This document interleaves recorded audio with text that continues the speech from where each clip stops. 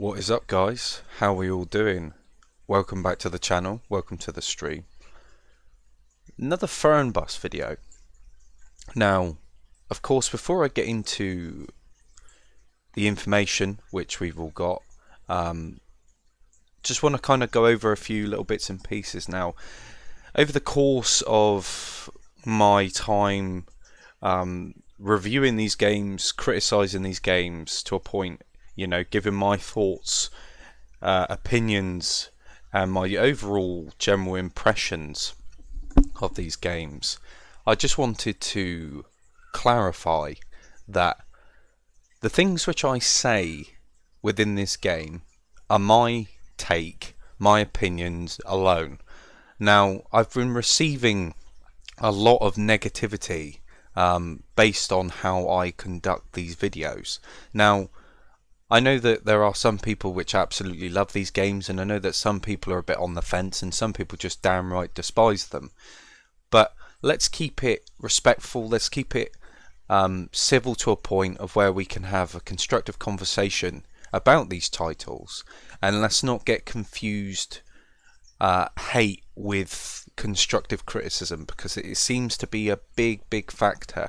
Whether you like this game or not, this is my style, this is my way of kind of dissecting and analysing the information which we are given and the information which I then produce to you guys. But like I say, without further ado, I hope that you've all enjoyed your weekend so far. I'm just going to jump in, do a few casual routes, and kind of go over a few pieces of information which we have received in regards to this game, the console port, and all that good stuff. We'll try and keep it on topic, but of course here, you know, we like to discuss and talk about different things. But primarily today, I just want to talk more specifically about Fernbus. But yeah, let's jump straight in, shall we? Right, so this is actually a side of the game which I haven't really shown many people. When it's on the stream, I'm usually all set up, I've picked a coach and everything like that. I have noticed as well that this game for PC did receive an update today, and I believe it's for community lines. So there's been a ton of new sort of lines which have been added through the Steam Workshop, which I think is pretty cool. It's nice to actually see the game somewhat receive an update. I mean, I can't remember the last time this game actually did get an update on the PC. But yeah, let's click on game. No, not that one. Right. So of course we've got the mods tab as well. There is a ranking here, which is something that I never really show, and it's just a table. I'm not really too sure. I think you just accumulate sort of XP and points through the routes that you do, and then you just go up the leaderboard, which I think is pretty cool. But anyway, let's start the game. So of course, when you do load up the game, of course you do have like various different options to be able to, you know, do your career, do your free play. We've all seen it before. I haven't really touched too much on the free play element of it, if I'm completely honest. But we'll go to career. So up here, of course, when you do get your DLC for the console, you'll be able to change where you are up here. If you don't want to go into Europe, whatever other countries are available will be up here to choose from. But of course we've got Flixibus, Shuttle and Free Play. Now sometimes the same thing you get with Tourist Bus is that you're, depending on what sort of shuttle or Flixibus sort of service that you try and provide, will limit you to what buses and coaches you can actually use. And I always get confused between the two, to be completely honest. But see, I've created a rather large route there. But we're going to make the most of it. We are going to make the most of it today. It's going to be quite a lengthy stream, I would imagine. But then if we go next, so as you can see up here, I used to be able to use the BB40, but notice that it says not available in Flixbus mode. So that's what I was talking about earlier. And then of course VDL and Scania, different bits and pieces up there, which is pretty cool. Now, of course, in terms of what you're used to in Tourist Bus, you've got your customization here, so you can do that all before you come into the game. Bit different than what you're used to when it comes to games like Tourist Bus. You've got to drive it there, and you've got to kind of sort it all out in the respray shop, and and kind of just go from there, really. Pretty self-explanatory, to be honest with you, but I just thought I'd go through all the little bits and pieces, just so that you guys know what you can actually do, what is available. Of course, we've got our different weather systems. I think I'm going to go for dynamic today, which will be pretty nice. How's it going, old Crankman? Yeah, I'm not too bad. I am not too bad. Bit of a rocky couple of days regarding the whole YouTube channel and everything like that, but apart from that, I'm doing pretty well, thank you. Hope you're doing well yourself. Character. Now you can, of course, choose your character, but it is very, very basic. Very, very basic. We'll go for the guy in the green jumper. Why not? So there's 5. It says 1 out of 5 for the comfort class. So as you can see, I think it just gets like longer. I think. Yeah, it certainly seems that way. And then we got man as well. Not a bad coach to drive. Not a bad coach to drive. Nice one, old Crankman. Nice one, man. But yeah, over the course of it, I will get a couple more pieces of DLC to obviously unlock the VDL and the Scania, just to kind of add to the variety of the coaches, the buses and stuff that I can use, which is pretty decent. Let's go with this one, shall we? Let's go with this one.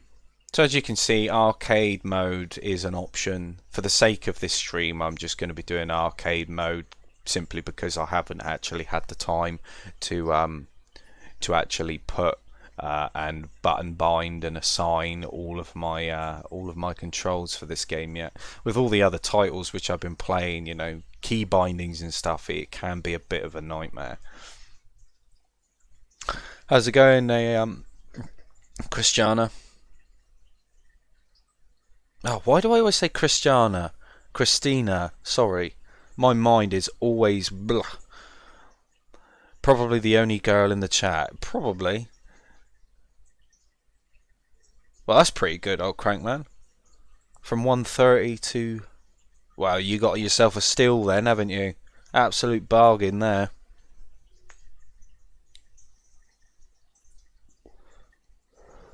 But I apologise for that, Christina. Where I'm just quick scanning through the old chat, sometimes things sound differently to what I read. How's it going, Mr. Water? Yeah, I'm not doing too bad. Few rocky days, but like I say, all up to scratch. But we'll get into the meat and bones of what I essentially want to talk about in this video.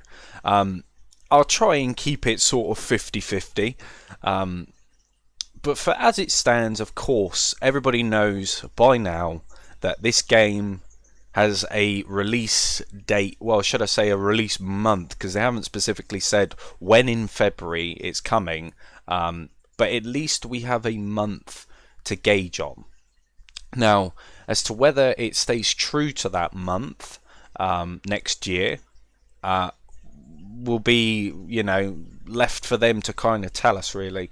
I mean, but at least after Christmas, we've got something to look forward to. Fernbus coming to console in sometime in February. Of course, when more information arises, we'll be able to kind of assist each other and inform each other based on those dates, which are, it's pretty cool. February isn't too far away. I kind of had a sneaky suspicion it would have been January, February time. Now, they have mentioned things like wheel support. And now, wheel support, I think, is the primal reason why the game has been kind of shifted to that date. And I think that with this company, I think they struggle.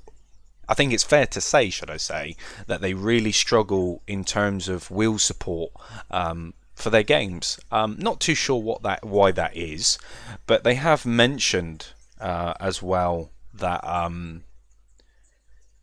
they will try and make sure that all wheels are supported throughout the game, and I think that is something which should really be like the sort of centre focus, to be honest, because playing this game with a controller, it's not too bad, but it's not brilliant. Anybody that's played Tourist Bus with a controller on console will know what I'm talking about there. The controls and the way the buses handle aren't much different. Now, I know they've said that they've improved on the controller sort of feedback, the controls throughout the controller for within games. So we'll have to see. But of course, when it comes to simulation games, especially driving coaches and buses and trucks and all that kind of stuff, we want to be able to use the wheel.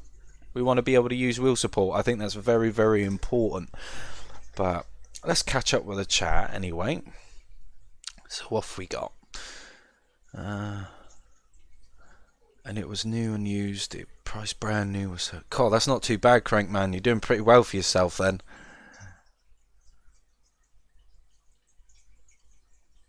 Yep. So that's another thing, Mr. Water. That is another thing. He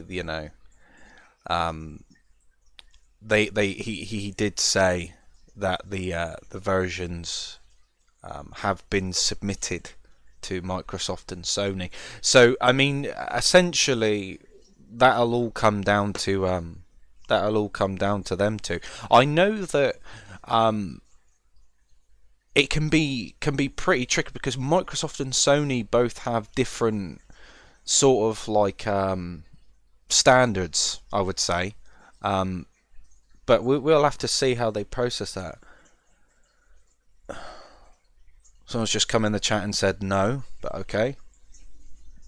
No to what? Right, anyway, let's go for something different. Let's go for a smaller one. We'll start the game up. Get it loading. Get the passengers on board, and we will get this show on the road.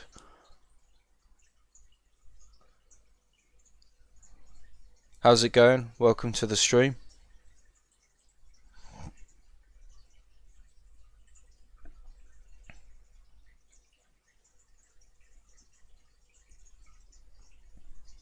But like I say, there has been so much information, surprisingly so much information. I mean, compared to what we're used to, I mean, we get the sort of like dribs and drabs of pieces of information which we're not really too sure whether it's true or not. But when it actually comes from the horse's mouth, it's very easy to, gauge whether the information is real or not. Yeah, that's all it'll come down to, Mr. Water. It's just, but Microsoft and Sony, like I say, they handle things completely differently. So, like in regards to say Tourist Bus with the luggage issue, maybe there was issues found within that Microsoft just weren't happy about. You really don't know, do you? Because they don't really tell you an awful lot. Mahlzeit. Hier ist mein Ticket. Right, let's log you in. Vielen Dank. Grüezi, ist das gültig? Danke. Hello? Hier ist mein Ticket. Vielen Dank.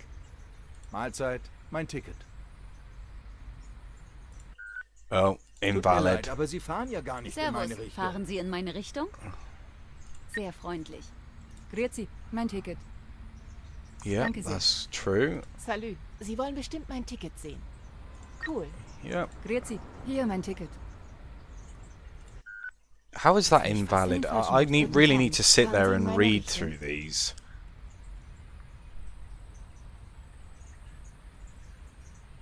Right. Ciao. Hello. Ist das gültig? Danke. Hallo. Ich müsste noch ein Ticket bei Ihnen kaufen. Let's pick a...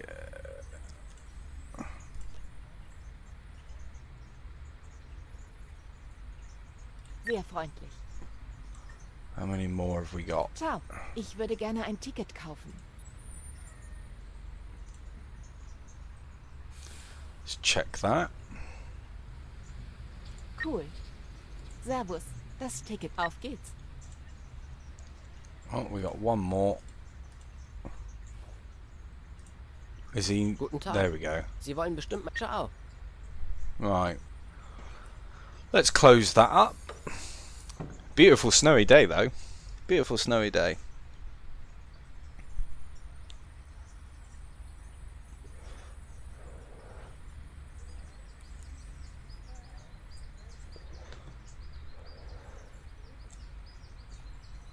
But yeah, like I say, there's bits and pieces of information, isn't there, which, you know, it's all across the board really. The thing is, it's so easy to get wrapped up in the information which has been provided. I think more so for me, as long as they deliver on what they say they're going to deliver on, and as long as they include wheel support for everyone, you know, for all wheels and stuff like that, and there aren't that many hiccups in comparison to, say, previous console ports, then, you know, it's all good. But I think just being able to have a different sort of environment to drive in, I think that's going to be something which a lot of people are going to look forward to. You know, because I don't know about anybody else, but driving around the island on tourist bus just gets a little bit boring sometimes. Obviously that's my opinion, but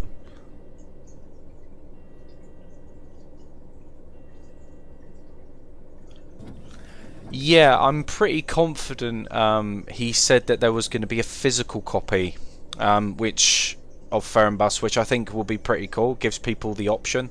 But like you said previously, Christina, I think that a lot of people, they're going to buy it digitally. You know, I think that's going to be something.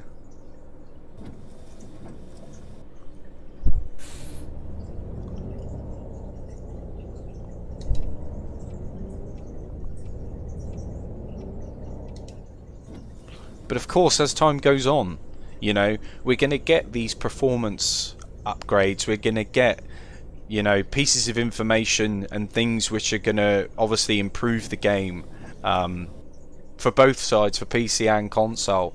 I think it's a good stepping stone as well. I think it is a good stepping stone. You know, these games, of course, they don't really get good press, and that's just down to a certain few factors. But it doesn't mean to say that the games are bad. In fact, I do enjoy driving around. Definitely cures the boredom for 10 minutes, you know.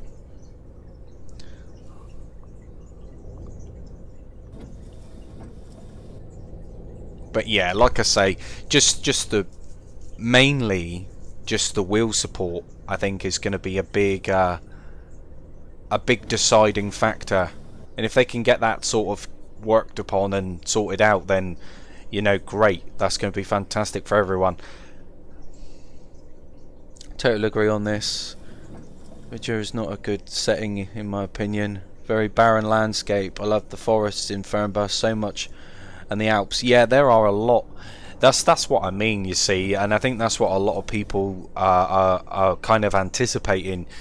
As much as we like Tourist Bus, this game is definitely going to overshadow that 100%. But at least if they're both up and working the way that they're supposed to be, by the time these updates come out, I think we're going to be happy on both sides either way.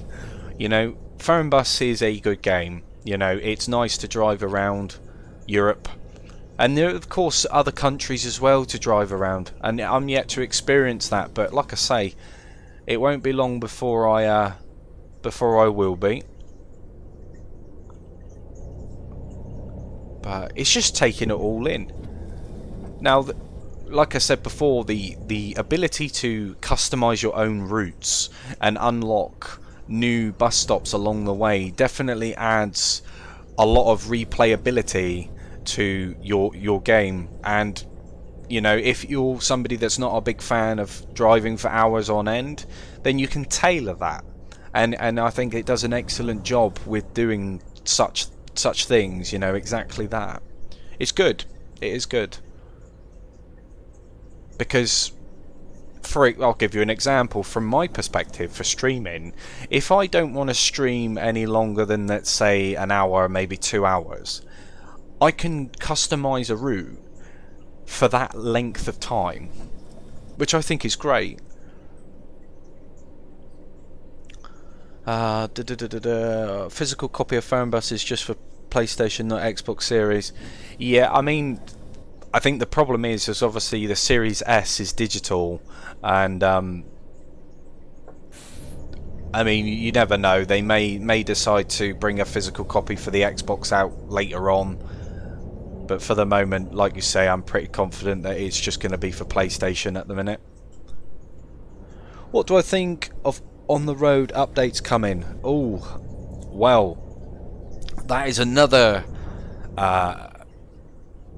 thing that Fabian has kind of pulled out of his hat. You know, I mean, I think that, you know, if we're kind of discussing generally, you know, busing and trucking and stuff, they're all under the same umbrella anyway, all the same people. I think that for on the road, the idea and the concept of the game being brought up to speed is fantastic. I think that because they're deciding to update it and they're deciding to kind of give it a little bit of love, I think it's brilliant. I think it's good that they are actually doing it.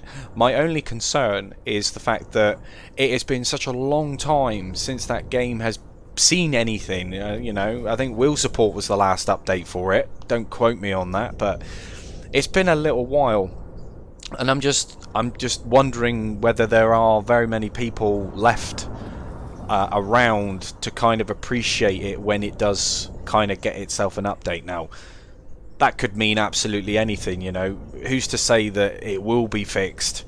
You know, Fabian has mentioned that there are a lot of problems still within that game which are being worked upon. But on the other foot, some people may say that it might be a little too late, you know, for that kind of approach to it. Not to say that it isn't welcomed. I just feel that maybe because it's been left in such a bad way for so long, a lot of people have moved on to bigger and better things, I would imagine. But time will tell. Time will tell. I'm definitely going to bring it back onto the channel anyway. I'm definitely going to showcase it, and I will sort of keep you guys up to date with what should I say, not so much up to date, it's more of like to facilitate a space where we can all talk about it. In other words, just like what I'm doing today. You know, you guys are pretty sharp on getting your information anyway, so listening to me talk is basically just going over what you've already heard. Yeah, but you know, I will give my, you know, little take on it, as I always do.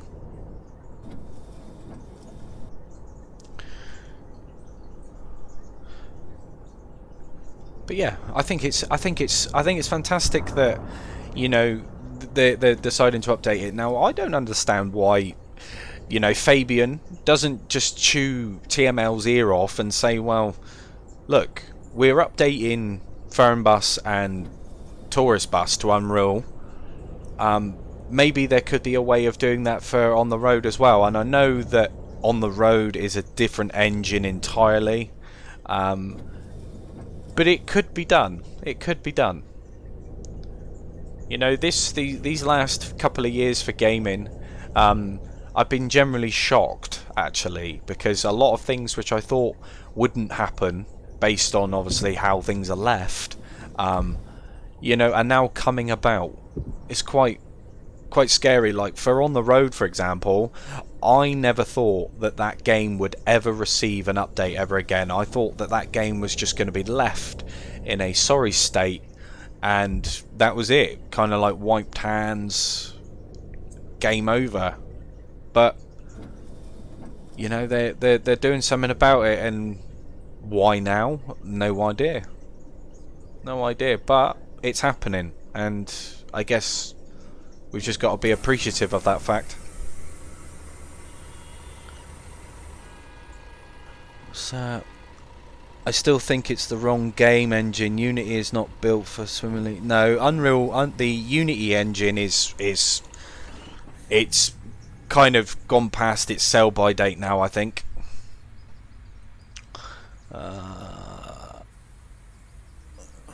I bought buying a trailers features too earlier. Oh, nice one, Mr. Water.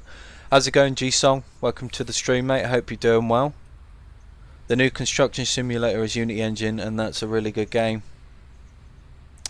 Yeah, I think when you kind of look at the Unity engine, I think we've also got to take into account the development team behind that, because you know, you could have, say, a 20-man development team versus a 100-man development team, you know, and the 100-man could have 3-4 times the budget. You know, that's all it comes down to, really. It's just the money and the development team behind it. Vielen Dank. You know, it's no different than, you know, saying, well, the PS4 doesn't have good graphics, but you look at the likes of God of War, you know, absolutely fantastic. Mein Ticket. You know, it's just all about the development team behind it. Moin. Kann ich bei Ihnen ein Ticket kaufen? I'm sure that if they had a bigger development team and a bigger budget, they would have probably done a darn sight better job with the game initially, you know, in the first place. But yeah, it's not always the case, is it? Ist das gültig? Vielen Dank. Hi. Fahren Sie in meine Richtung? Cool. Cool. But it's, you know, it's pretty sweet nevertheless. I mean, regardless of how we feel about these things, you know, we've got to take a lot of things into account. There we go. Sehr freundlich. Brilliant. Guten Tag. Let's Das check Ticket. you in. Bitte schön. Sehr freundlich. Hallo, mein Ticket. Danke sehr. Danke sehr. Grüezi, mein Ticket. Danke. You're welcome. But I mean, overall, I mean, I'm really excited to see what this game will look like in Unreal 5. You know, that is something that I want to get my hands on. You know, of course, I'm fairly confident that the bus is actually in Unreal 5, so we can kind of gauge as to what the game is going to look like. But obviously, it's just different settings, isn't it?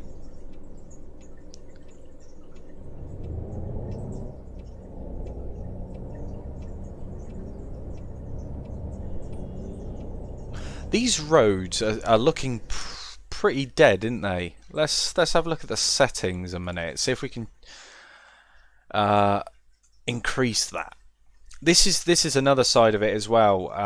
The settings, I'm fairly confident that this section here will not be involved with the console side. Let's put it up to 70%. Let's see what we get at 70%.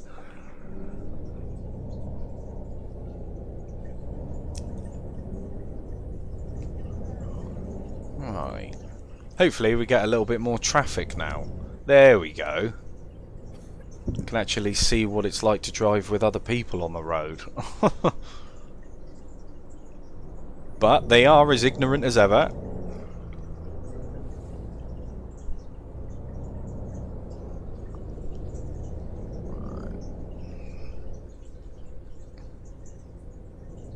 What do you guys think, though? You know, with all the information that we've been getting over the last couple of weeks, you know, do you think that it's looking promising? Do you think that it's kind of, you know, for those that have decided against buying it, has any of you guys changed your mind?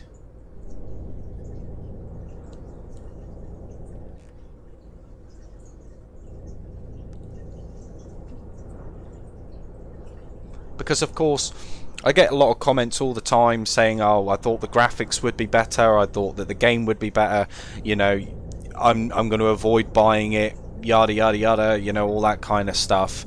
You know, I'm just curious as to whether there's anyone here that has thought about it, you know, enough to kind of gauge as to whether they're going to buy it or not, and if not, have any of you guys actually like been persuaded, you know, to actually reconsider?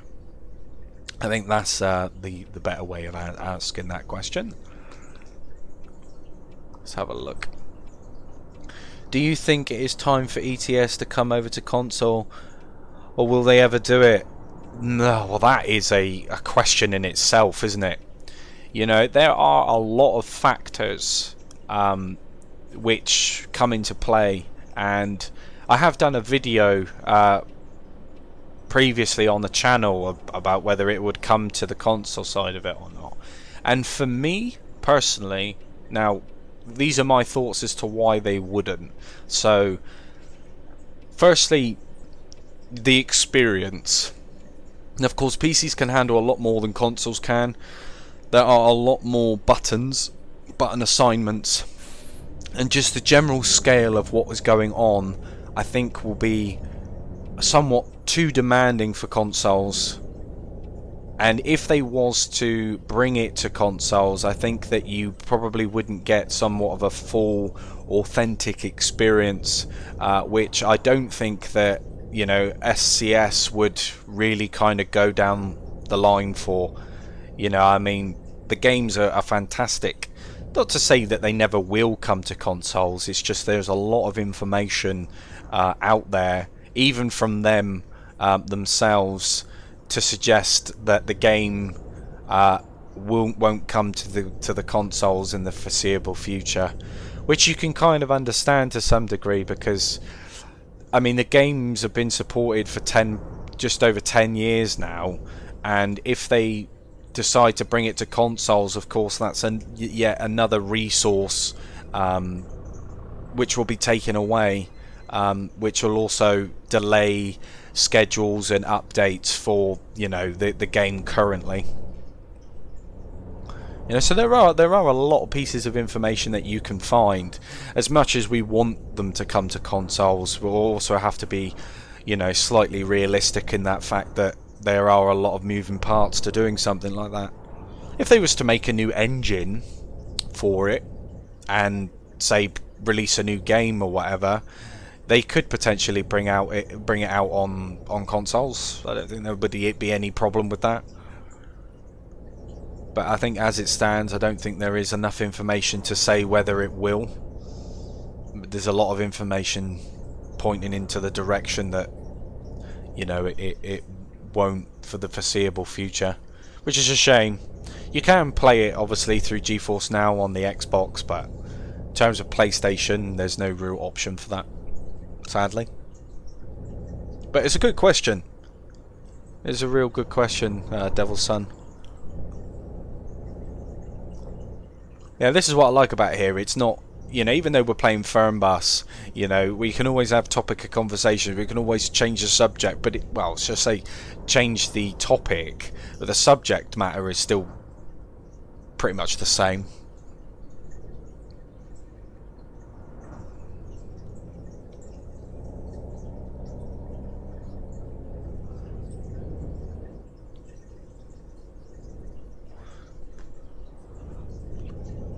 But you know, I think with these games, what it boils down to for me is like we just need to, for what they've said now. This is where it gets a bit controversial for me, because it's like when Fabian talks, sometimes it comes across as a bit arrogant, but sometimes the things which he says and the things which he's promised in the past haven't materialised. Now, of course, they're dumping information out. You know, we're getting tourist bus updated, Fernbus updated, even on the road updated. You know, maybe he's kind of learnt from the mistakes and he's got a bit of a better backing, a bit more knowledge in terms of game development and all that kind of stuff. Who knows? Who knows? I mean, if we talk to him on a personal level, try and get him on a personal level, he's probably an alright guy. You know, like with the bus, absolutely loving the bus at the moment. You know, in regards to obviously playing Fernbus and Tourist Bus, you know, my expectations weren't very high. But playing the bus and seeing what the bus is all about and what you can actually do in that game and how it looks, I mean, come on, we can't disregard that. The game looks fantastic, and that's what kind of gives me high hopes for Fernbus and Tourist Bus. If we're going to get an Unreal 5 upgrade for those two games, they don't look too bad as it is, so it's going to look incredible if it's anything remotely similar to, you know, to the bus. But that's another one as well. You know, the bus. Will they ever bring that to console? Now that is a big one, because obviously we got Bus Sim, you know, 18 and 21 and all the others, you know, and they're not too bad, but I think that things like Tourist Bus and Fernbus are much more preferred. But it'd be nice if they did bring the bus to console. I know they're only just bringing Fernbus. I mean, it's been a little while, but you know, it's happening, so never rule it out. Never rule it out.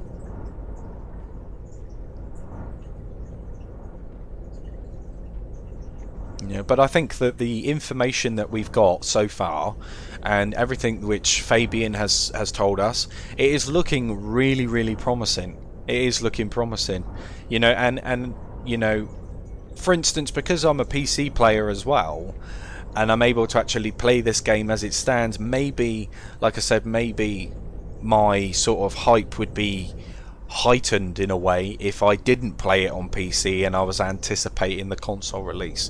You know, that would be a, you know, of course my sort of perception of things may get a little bit blurred, because hype does do that. But at the same time, because I am playing it, just got to be a little bit realistic. It's alright getting sort of hyped up about it, but let's just hope that the things which are being said, you know, get delivered upon. That's essentially it. Will support, like I say, being the main factor with that, you know, because Tourist Bus didn't do a very good job with it, and as to whether they improve or fix those issues within that game in terms of wheel support and all the other bits and pieces that go along with it, you know, it'd be very, very nice to see. Kind of just get it all done in one big go, rather than giving us the dribs and drabs and leaving us in the dark like we're all very much used to these days when it comes to gaming. Yeah, I saw that video, Mr. Water. Yeah, they completely had a different rearrangement inside. Now that could be a good thing, it could be a bad thing. I mean, you know, when it comes to coding, you got another development team's coding, it can be a bit of a headache to kind of unravel somebody else's work. But let's just hope that you know, it does the trick. You know, the game needed a bit of a revival anyway. I mean, I think their comments on their videos have been extremely positive. You know, I mean, when On the Road wasn't receiving any love, you know, oh, the uproar that game produced was crazy. If you were ever in any Facebook groups, on their YouTube channel, it was just constant negativity. And even when Tourist Bus was ported over, people were still commenting on the Tourist Bus videos about On the Road. So it's definitely left a bit of an impact on people like myself that were extremely enthusiastic about the game and, you know, saw its potential, but it was so subpar, it was so under-delivered based on the, you know, the advertisements and the videos that we got up until release. You know, it didn't look the way that they portrayed it, and it definitely didn't play the way that they portrayed it either, you know. And I think that a lot of the reputation which Fabian holds to this day is sheerly based on those aspects, those elements. You know, on the road kind of damaged him a little bit, and of course when it came to tourist bus, and when it comes to Fernbus as well, you know, he's got the weight of the world on his shoulders at the moment. You know, when it comes to getting these things right, you know, he is the face of it. He needs to make sure that all the things which he's saying get delivered upon. And I think that's a fair comment to make. There we go. Hold on. Let's catch up with the chat a minute. Feel sorry for the PC players that paid for DLCs when the console get it for free on Fernbus, but as a new player to Fernbus, I'm excited for console. Yeah, I mean, a lot of people, they may be down in the dumps because of the fact that consoles are getting all the DLC for free and stuff like that. But the thing is, when it comes to PC, you don't have to pay full retail price for things.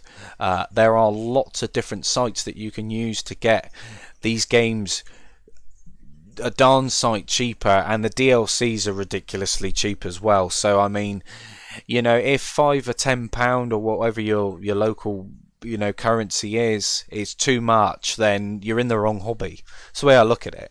If you can't justify paying £5-10 for a DLC, then, you know, wrong hobby. Yeah, that's very true, Mr. Water. That is very true. He said, yeah, the DLCs may be free, but the console price will be another matter to talk about. I think it'd be around. Yeah, I think this is what I was worried about, Mr. Watt. I think because of the hype and the anticipation for this game to come to console, I mean, they're almost definitely going to milk the price. Definitely going to milk the price. There's no two ways about that.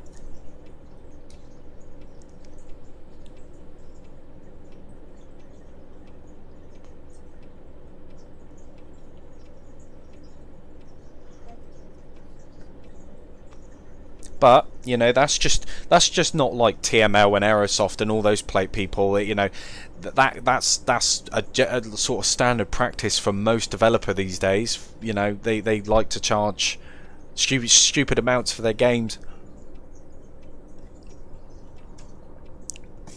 How's it going, Munchies? Hope you're doing well, man. Hope you're feeling a little bit better. Now charging $40 for the new routes. That's too much. Yeah, wow.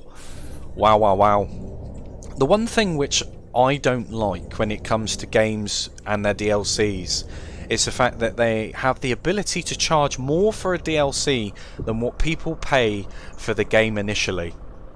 I don't know how they get away with doing that. You know, there are a lot of examples of that happening. And this will be a bit controversial as well, but the only time that I actually see sort of like a battle pass or a seasons pass to be acceptable, and I know this is probably going to come across a bit funny to some of you, but games like Call of Duty, when they bring out their battle passes, the thing is that a lot of people see them as a waste of money and a waste of, you know, but it is so addictive, you know, playing those games and going through the battle passes and getting like 60 days or whatever to go through it. I know it's not everyone's thing, but like sometimes you need something to kind of break it up, and you know, they're on top of their game. They know exactly what they're doing.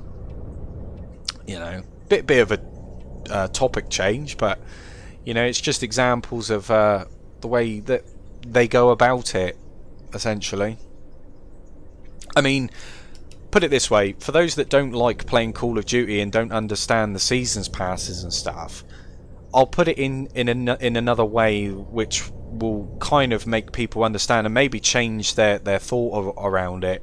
But you imagine if there was a seasons pass for Fernbus, where you could, or a monthly subscription where you could pay, say, £5 a month, and you get 2 new buses each week. Or the more routes you complete and the more XP that you obtain goes into the seasons pass or the bus pass or whatever you want to call it, and that XP that you generate then allows you to unlock new customizable items, new buses, new liveries, new zones, all that kind of stuff to improve your gameplay, and you were only able to get those through that pass. I think a lot of people would would pay for that, you know. I'm what they call a whale, and I won't go near you. Your bait. You got problems. Okay. I'm not quite understanding that one, Munchies. But Grüezi, hier, Right. mein Ticket. Dankeschön. Grüezi, bitte sehr. Danke sehr. Moin. Ich hoffe, ich bin hier. Ciao. Hi, das Ticket. Auf geht's. Hi. Ich hoffe, ich bin ciao. Tag. Fahren Sie in meine Richtung. Cool. you know, I think that would be incredible. I think that would be incredible, because it not only does it give people the incentive to play, but it also allows people to earn rewards and things which not everyone can have. You know, I think that's quite a cool way of going about it. But you know, it's just all about perspective. It's how you look at it.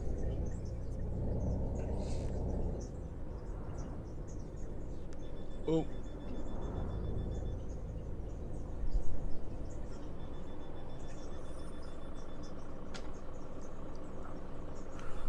Dankeschön. Oh, okay. Get what you mean now. I mean, for me, I'm quite terrible with it. Yeah, I'm quite terrible with that. I mean, usually when it comes to DLCs, whether it's full price or discounted, I usually just buy it regardless.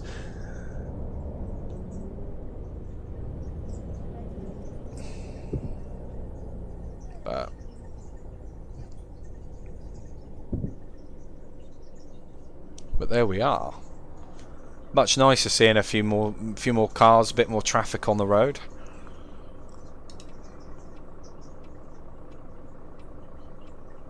But this is what I mean, like, because February isn't that far away. You know, it does leave a lot of questions and a lot of stuff which still hasn't been answered, and I'm sure that as time progresses we're going to get that information that we need.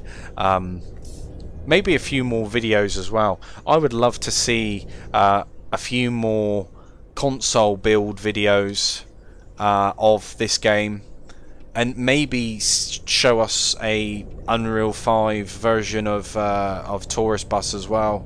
I think that would be amazing, you know, because I mean, you know, it's both games at the moment are pretty much hand in hand. We're expecting the same things sort of from both of them, really, aren't we?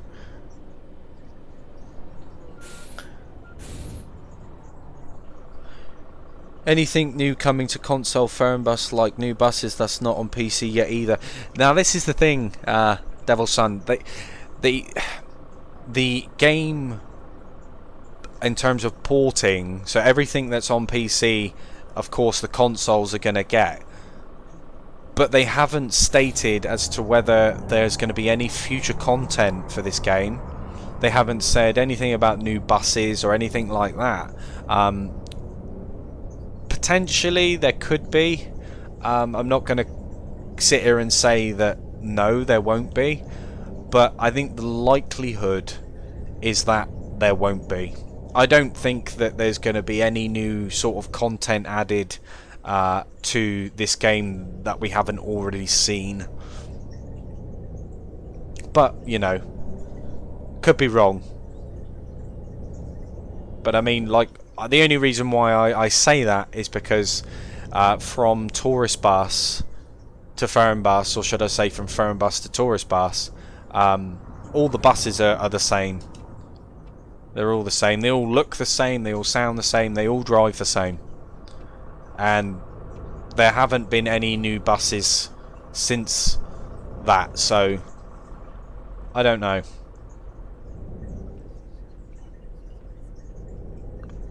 Maybe if people hound him enough or suggest it enough, we could potentially get some new buses. But I think it's only going to be unless people really sort of start demanding new buses. And, you know, a lot of people are going to disagree with me on this, and that's absolutely fine. Like I say, you're entitled to your opinion. But, I mean, once the console release does come, you give it a couple months, everyone's played it, everyone's driven around, we've all faced and experienced the bugs, because there will be bugs, you know, every new console port, every new game, it has bugs, there's nothing we can do about that. You know,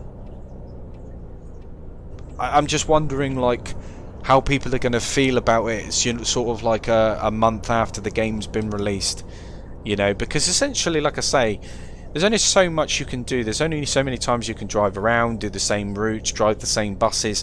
Content gets a bit stale. And I guess from my perspective, when I make these videos, is that I go around and do all these things, and I've done all these things, and I'm at that point of trying to explain to people that when it actually does come to the point, you know, you kind of find it very, very difficult to play. But that's, like I say, that's just my opinion anyway. My opinion. Let's catch up with the chat a minute.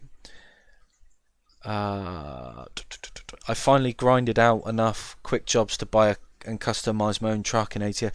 Oh, amazing stuff, man. Amazing stuff. Feels good. I bet it does. Good afternoon, everyone. When is it coming out for PS5? How's it going, Alexander?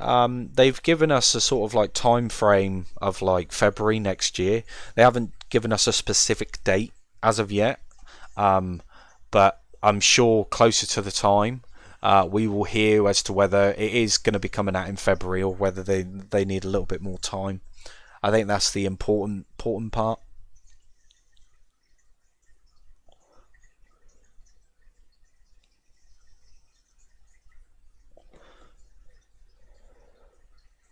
Yeah, it is what you make it. Right, let's continue. But like I say, guys, if you could show some support on these videos, you know, like and subscribe if you're new. Even consider joining the Discord. This is what I can't express enough through this Discord channel. You know, there are a lot of channels, categories in there where we can discuss information like this. And you don't have to necessarily wait for a stream to come about to kind of talk about it, you know. So what I'll do, actually, now that we're here, can you use the Hori steering wheel with Fernbus?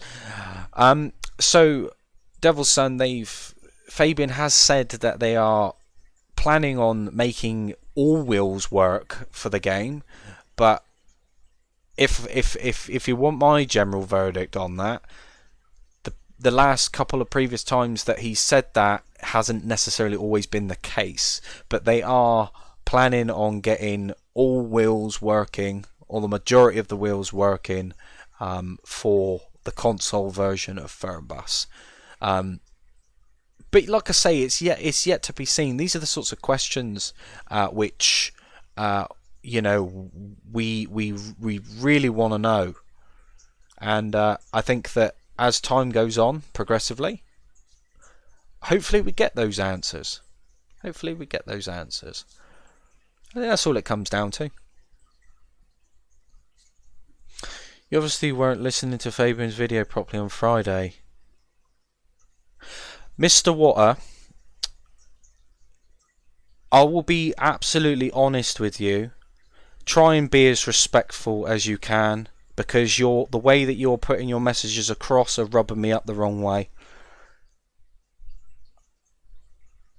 I have a life to live, and I have a lot of things which I need to cover. I am human, I make mistakes. I don't religiously follow one specific developer, one specific publisher. I cover a lot of things and a lot of games, so do excuse me if I don't have the right piece of information for you. Please excuse me if I miss out a singular detail. The way that you put your messages across, you obviously weren't listening. It's a bit patronising. So if you could refrain from doing that, that would be massively appreciated. I make these streams and put these streams up to allow people to come in and share pieces of information, not to belittle and talk down to people.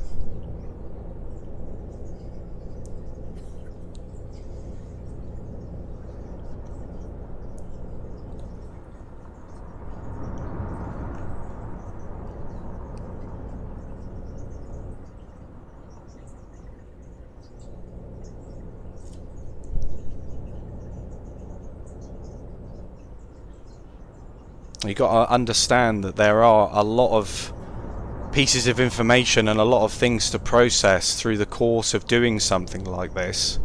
And yes, there are things which I forget, and yes, there are things which I miss out, but it's not intentional, it's just called life.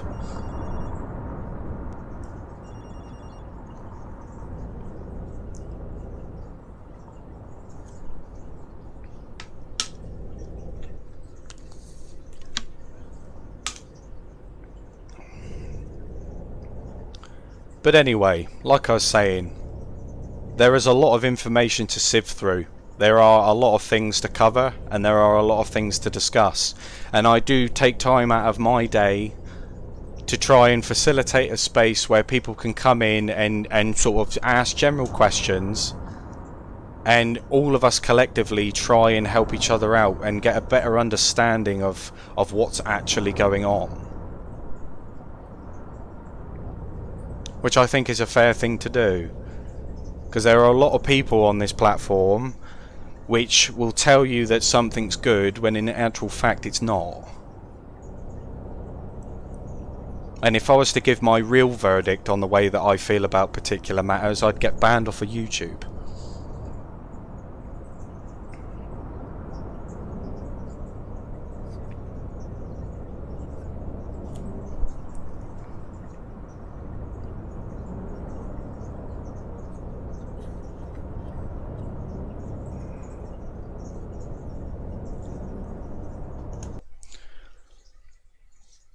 But anyway, I've just dropped a Discord link in the chat, so like I say, if anybody does actually want to come in, share a bit of information, you know, want to share sort of upcoming news and things like that, you are more than welcome in.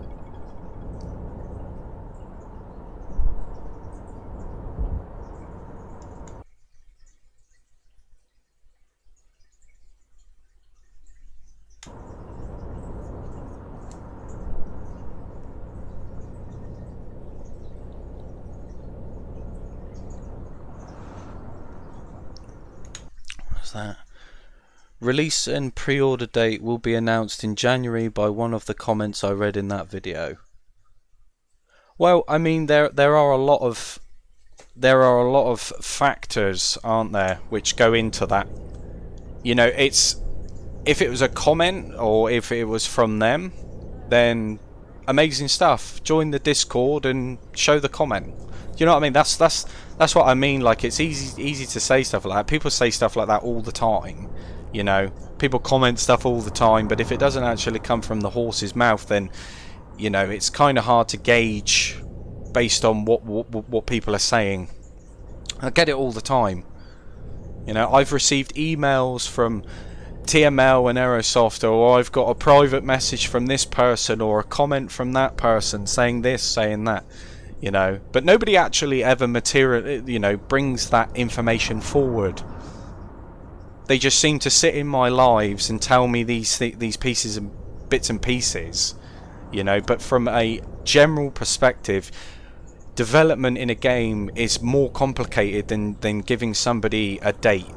You know, things change all the time. Things are constantly changing all the time, and I feel that because he said February but not given a specific date, you can take from that that he's not too sure. He's not 100% sure that it will be February.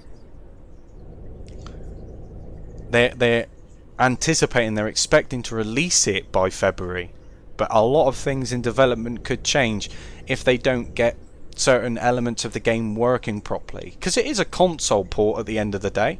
Things are expected to break, things are expected not to work as intended, and with all the other games which they've got going on at the moment, you know, I'm sure that resources and all that sort of stuff are a bit low at the minute. Either way, February is the you know, is the estimated ballpark sort of month, isn't it? Let's read the chat. Yeah, that's fine, Mr. Like I say, I haven't got a problem with people coming in and saying things, but you must understand that text has no emotion. So the way that some things are perceived are completely different. So you have to kind of take a step back and think of how somebody would take how you say things, you know. And it's not just you. I mean, there's loads of people, but I'm just saying as it in sort of a general things. Randos in the comments aren't credible.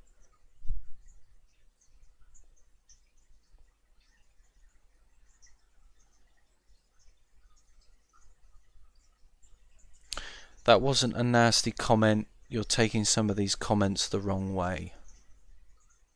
Okay. Well, I'll be real with you. I'll be real with you, Mr. Water. I have had a hell of a week. And I'm trying my absolute damnedest to still produce streams and videos for people. But I'm at my wit's end, so you must understand that sometimes some things which you do say do come across the wrong way. But like I say, text has no emotion, so I don't know how you're saying it. Just generally the way that I'm feeling currently, you know, some of the things which you do say are taken the wrong way. Yes, but you know, it's one of those things. But I dissect, like I say, I don't take it personally, I just dissect what you say with no sort of creditable evidence to suggest that what you're saying is true. I mean, you've got to understand, I've got a lot of people that tell me these things on a daily basis, you know, a daily basis. And when I give them the opportunity to prove that, not saying they have to, but, you know, if you come in and say, this is what's being said, and I challenge that, it never usually materializes, is what I'm saying. You know, it's just one of those things, isn't it? But, you know, no hate, no personal feelings, nothing like that. You know, I'm not reading it like that. You know, I'm just... Yeah. Year 3 pass for SnowRunner. Whoop whoop. Yeah, well, man, I can't keep up with that game.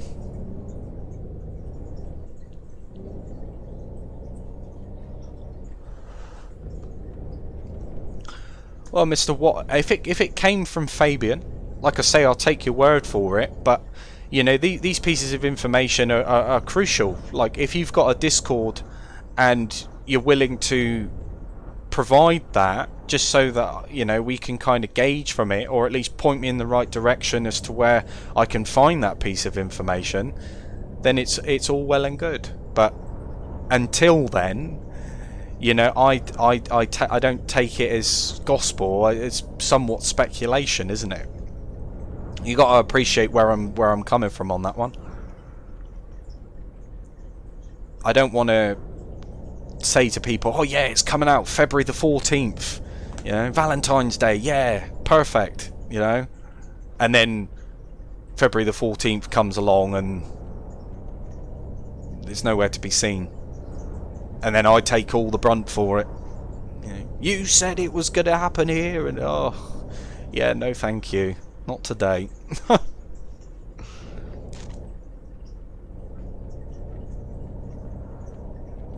You know, anybody that comes to my channel, anybody that watches my videos back, you must know by now that, you know, the things which I say and the things which I try and the information which I try and provide people, you know, I try and keep it as sort of like authentic and as true as possible. And you know, if I don't agree with something, I will share it, and nothing and nobody will stop me from doing that. You know, these games, they are fun to play. They are fun to play. They have their elements, just like any other game, but there are a lot more questions than answers. And I just like, it's my way of thinking, I just dissect it. You know, I just dive in, and if there's information there, people say there's information there, but I can't find it, but nobody's producing it, you know, no one's showing me these things, then what am I supposed to think? You know? Let's catch up with the chat a minute. When buying a steering wheel, what's the things to look out? Because I'm newbie to... I mean, if you can get yourself a steering wheel, I would say that's probably about 900 degrees and has force feedback, I'd say you're going in the right direction. Because there are a lot of wheels which are like... So I'll give you an example. Like, I had a wheel previously that only turned that way and that way. That was it. It didn't do a full spin. But the problem was it was on a spring. So when it was turning to the left and then I let go, it would just snap back to the center. It was horrible to use. Absolutely horrible. Logitech are pretty good. You know, G29 or the G920, there's a good wheel to use. But of course, if you can afford a bit more, you know, then go a bit higher. You know, Thrustmasters are okay as well. But when it comes to wheels and things like that, essentially you get what you pay for. If you see a wheel for 50 quid, you're not going to have a nice experience with games in general, just due to the lack of settings and, you know, the sensitivity I found when driving is crucial. If you're somebody that likes playing open world games like Forza or The Crew, stuff like that, sometimes you need those little intricate sort of sensitivity settings, you know, to make it as smooth as possible.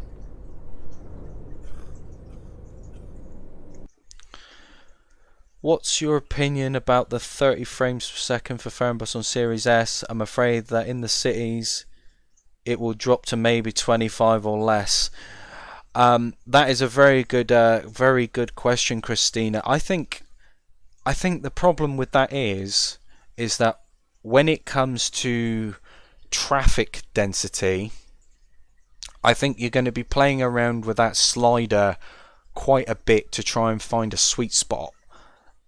Because I feel that it's just going to, I don't know, I think with what they're trying to achieve through the hardware and all that sort of stuff, I think it's going to struggle. I honestly do. I think it's going to struggle on the Series S. Like you said, 30 frames, it's not too bad, but it's not brilliant. And with everything else going on, because they are big maps and there are a lot of traffic, I think that it is going to struggle, like you say. When I bought mine, I looked for something with high degree of turn and something that... Yeah, that's exactly it, Munchies. Yeah, that's exactly it. So Devil's Son, it's just things like Munchies said, you know, it turns pretty, you know, it has a high degree sort of rotation, you know, and is compatible with... I think most wheels are compatible with PC and consoles anyway, but, you know. There's a year 2 pass for Farming Sim 22 as well. Yeah, I've been watching that actually. I don't know how I feel about Farming Sim 22. It's nothing in comparison to what 19 was anyway. And I think that's just down to the mods and stuff, but... But yeah, Christina, I think your question, I think, is being asked by quite a lot of people. I mean, it'll probably be playable, but I don't, you know, we run into this problem in this world where, like, we always compare, and I feel like anybody that will be playing it on the Series S will look at it and then look at how it's being played, you know, on the X and the PS5, and if it doesn't quite look the same or doesn't quite run the same, which I don't think it's going to, then I think people are going to be pretty upset with that, you know. Mahlzeit. Bin ich hier richtig? Danke sehr. Hallo, ist das gültig? Danke sehr. Hi, ich würde gerne ein Ticket kaufen. Sure, let's go.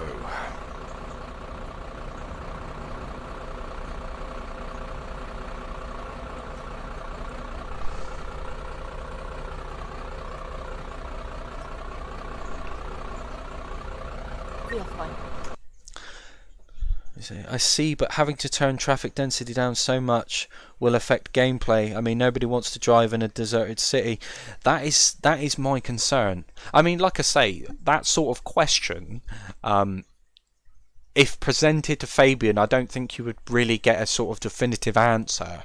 But I mean, if we look at it in terms of specs and things, and you know, when it comes to 60 frames for the new gens and 30 frames for, you know, the Series S, we have to kind of analyze it and look at it for what it is.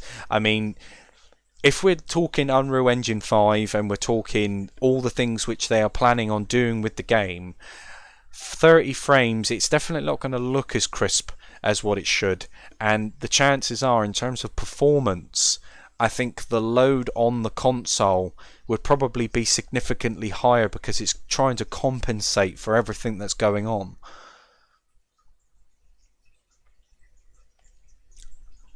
Upset? No, because I never expect native 4K on Series S, but 60 frames can be achieved. It can. It just depends on. Just really depends on what they you know, like, just how they plan on delivering that. Essentially, that's what it'll come down to. I don't think it's going to be plain sailing. I don't think it's going to be smooth when it initially releases on console. You know, I think there's going to be a few hiccups, but hopefully they decide to update it and patch it in a timely manner than what we're generally used to. I think that for me is really, really big. Really, really big. There's a few key points. Wheel support is a massive point, and the time frame that it takes them to fix issues which will arise when the game does come to console, because we're going to experience problems, and we all don't want a you know, have to wait months and months and months just for something so simple to get fixed, because then they won't have the Unreal 5 engine as an excuse. You know, there will be a lot of upset, unhappy people if we start to see similar routes being taken. Development does take time. It takes time, money, resources, all that sort of stuff, but there are some things which do get neglected and kind of kicked under the rug, and it takes an awful long time to get an answer or to even receive an update. So I hope that they do, after this Unreal 5 engine upgrade for both games, I really, really hope that, you know, they update their games in a timely manner, and all the issues which we do come across, let's just hope that, you know, they get patched. That's it. That's all I want. All I want. Yeah, the truckers MP with no civilian traffic is a bit weird. Yeah, it definitely is. It definitely is. Flight Sim can run. Yeah, but I mean, it says Flight Sim can run on Xbox S, so I think Fernbus should be okay. but we're looking at it as, you know, we're sat here saying yes, it is capable, but its development is completely different. You know, like the people behind, you know, Microsoft Flight Sim are a little bit more established. You know, they've got the team, they've got the manpower, they've got the resources, they've got the funds to produce something like that. In comparison to, say, TML, they're not the biggest company, you know, so expectations based on what we see, based on what we get, are two completely different things. It's quite a drop, yeah, absolutely.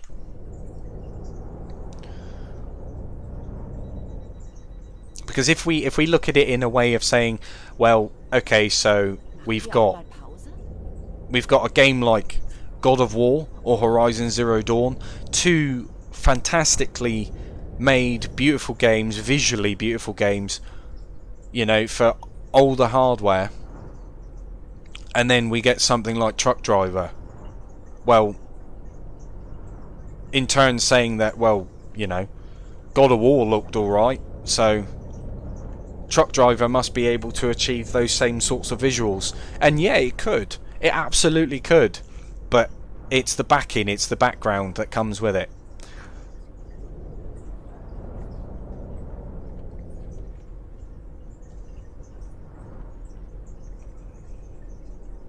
I'm sure over the course of next year we'll be seeing a lot of games with this new engine. I'm actually really looking forward to seeing what they achieve with this, because, you know, I don't know if any of you guys that play on the PS5, we've got the Matrix demo, you know, in the new Unreal 5 engine. You know, that looked really good, really good. I also saw that they ran Skyrim through the Unreal 5 engine as well. That looked amazing. So, you know, there's lots of there are lots of really big games coming to consoles next year, and when they do decide to bring them all up to speed with this new Unreal 5 engine, I mean, it's going to be an incredible year for gaming, I can assure you.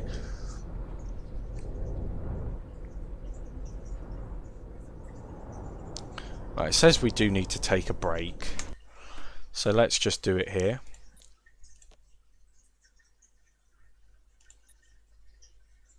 Bus is required to be at a standstill. Okay. Not the fact that I'm parked in the middle of the road then.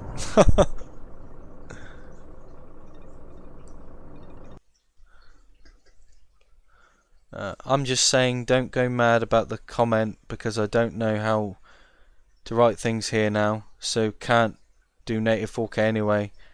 It only has a resolution up to 1440p in games. Do you think Fabian present the games deliberately in a better light?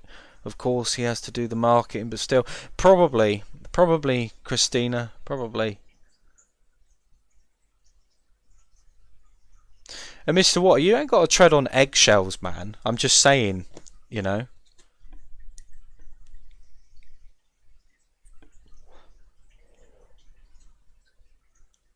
You're free to type what you want, but you must understand that I'm also free to say what I want back.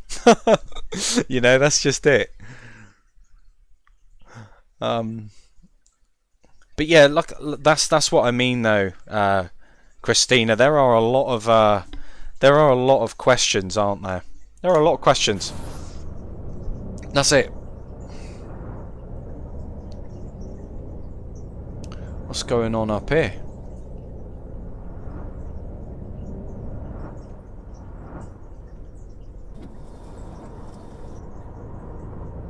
This is an ugly place. If we were playing on the road at this point, we wouldn't even make it up this hill. Not a chance. Oh, I've just pulled my map out.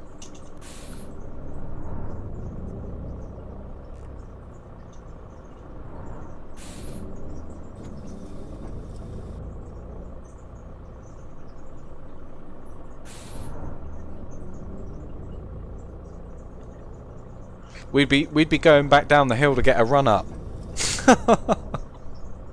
Let's have a look.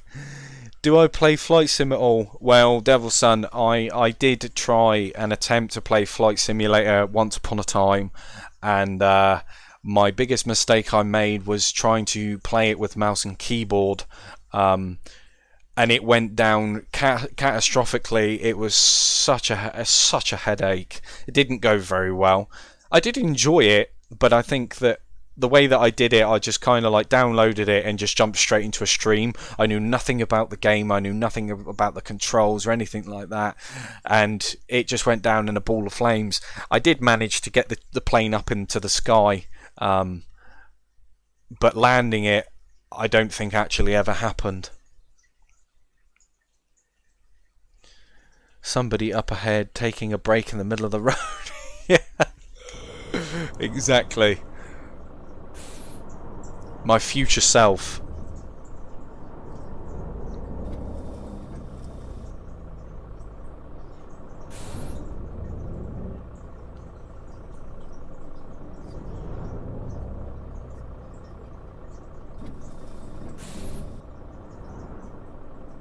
Do you think it's this? It is a lot. It is a truck. I think he's struggling.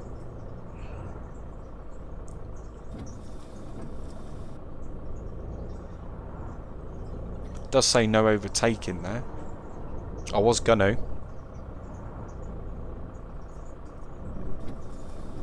Yeah, how they've managed to achieve, like you say, Mr. Water, you know, how they've managed to achieve getting that tiny little console, because it is, the Series S is tiny. It's a little, like, cute, compact little device, isn't it? But, you know, how they've managed to get a game to run as smoothly as that does on that hardware, hats off to them. But it all comes back down to it, doesn't it? It's like, when you've got the right development team, when you've got the right sort of backing, it's really crazy what you can achieve with this hardware that we've got today. And it goes back to the age I was saying, you know, I wish people would take more time and effort and, you know, take advantage of that and produce some really, really nice simulation games for the console. The market is so big, it's so open, that I just don't understand why people aren't taking advantage of it. We do have some really nice simulation games for console, don't get me wrong, but unfortunately, you know, like if you're a PlayStation user, Microsoft Flight Sim isn't an option. So games which come out for both platforms, you know, is a must. Is a must. I just get fed up of exclusives, and I get fed up of, you know, having to buy one thing because it doesn't work on another, or having to buy the same, essentially the same hardware, but like different USBs or different ports or different this or different that. You know, it's frustrating. I think phone chargers and headphones are the worst for that.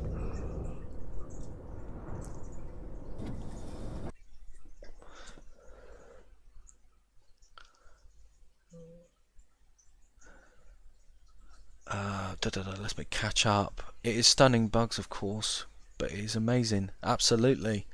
Let's go back to Farm Sim so you can try the new helicopters. Fernbus should get a UK DLC as well. Would be cool to get on the train / ferry from Dover to, and vice versa. Left hand traffic, like in Euro Truck. Yeah, that would be amazing. That would be amazing. Goat Sim 3 for the win. Oh man, you imagine. I did play a Goat Simulator and I thought it was absolutely ridiculous. I got it for free, you know, and I was just thinking to myself, what is the objective of this game? Seriously, like, you play around with it for 10-15 minutes and then you never touch it again.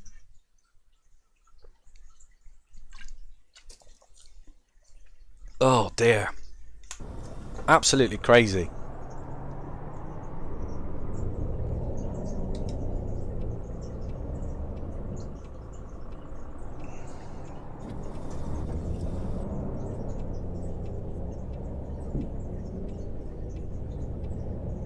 But it's not been too bad of a drive. This is what I mean, you see. If you were going to compare it to like let's talk about the AI for this game in relation to, you know, Tourist Bus. I think that the only real difference is the map size. Tourist Bus has a lot of dead ends for traffic to get all confused and muddled up and all that sort of stuff. But it was this, you don't really see traffic having that much of a problem, which is a bonus. It is a bonus, but they are still a bit of a pain, you know, letting you out and stuff. They're ignorant as they come, you know. But it is what it is, isn't it? You know, can't expect too much.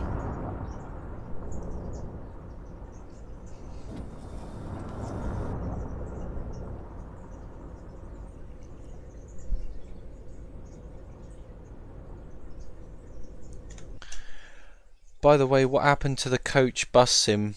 I have no idea, Christina. I have no idea. Speaking of games as well, I mean, I know that Alaskan Truck Sim got delayed as well, because that was supposed to come out on the 7th of this month, and it didn't. And I was sat there thinking to myself, where is it? And then I looked into it, and it has been delayed, which I'm not really surprised. I think a lot of games these days are getting delayed for quite obvious reasons.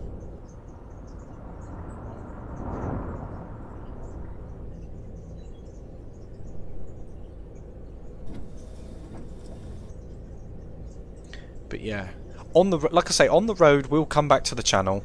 I will bring it up to speed. It's going to be a bit of a tough one, to be honest, because the likes of being able to play Euro Truck and stuff, it's definitely going to be a task. But I mean, very interested to see how it runs on the PC, that's for sure.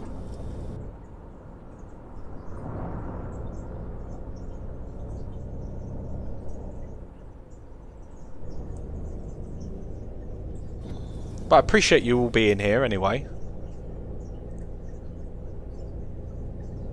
Show some support, show some love. If you're new here, say hi.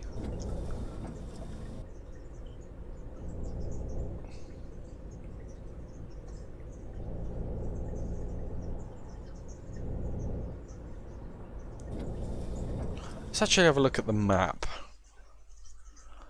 So I am here, so we can look, you know, it's a pretty long route.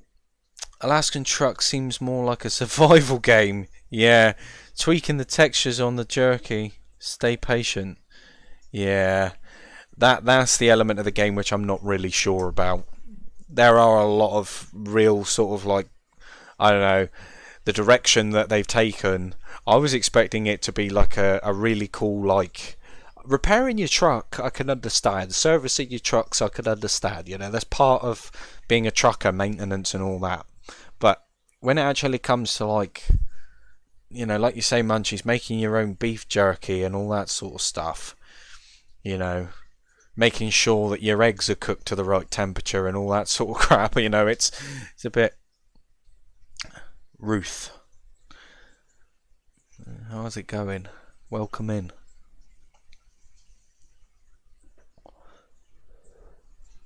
But yeah, the map is pretty big on this game. Pretty big.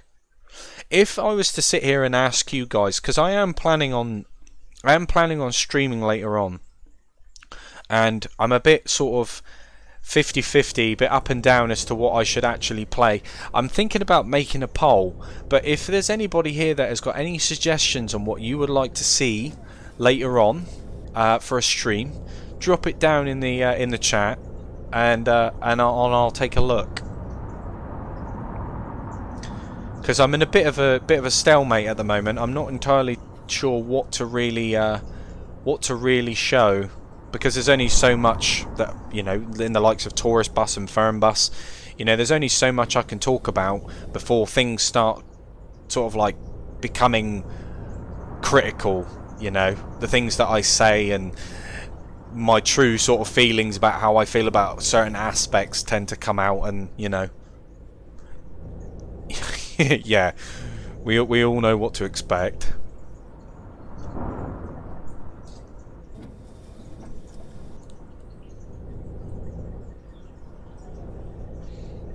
You know, there's a yeah, an Australian truck looks pretty good. But I think the one game actually that I am quite looking forward to seeing is Sons of the Forest. Anybody that's played the Forest, I like my survival games and stuff like that, and I feel that Sons of the Forest is looking pretty promising. Pretty promising.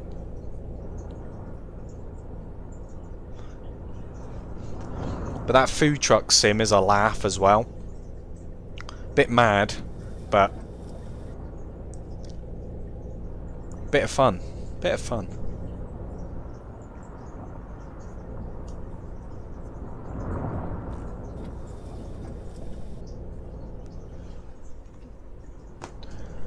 Do.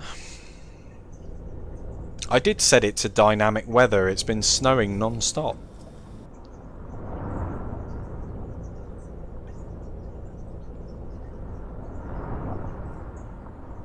I wouldn't mind playing a bit more of the bus, but the problem with the bus is that the optimization isn't very good at the moment. Obviously, it being in early access, so streaming it's a bit of an oddball really, because you just don't know if the game's going to lock up on you or not. You know, it happens too often than I'd like. The last stream that I did on it, I couldn't even finish the route because the game had froze. You know, and there's nothing you can really do about that when it, you know, just locks your whole system up. The only way to resolve it is to restart or shut down, you know. One of those. I asked Fabian, as many others in the German section of the latest On The Road video, and the freezing issue will be finally fixed. Amazing stuff, Christina. Amazing stuff. That's what we want. That's what we want. We want that game brought up to a standard of what it should have been when it first released. I think people will hold it up with ATS and ETS. I could be wrong, but how's it looking?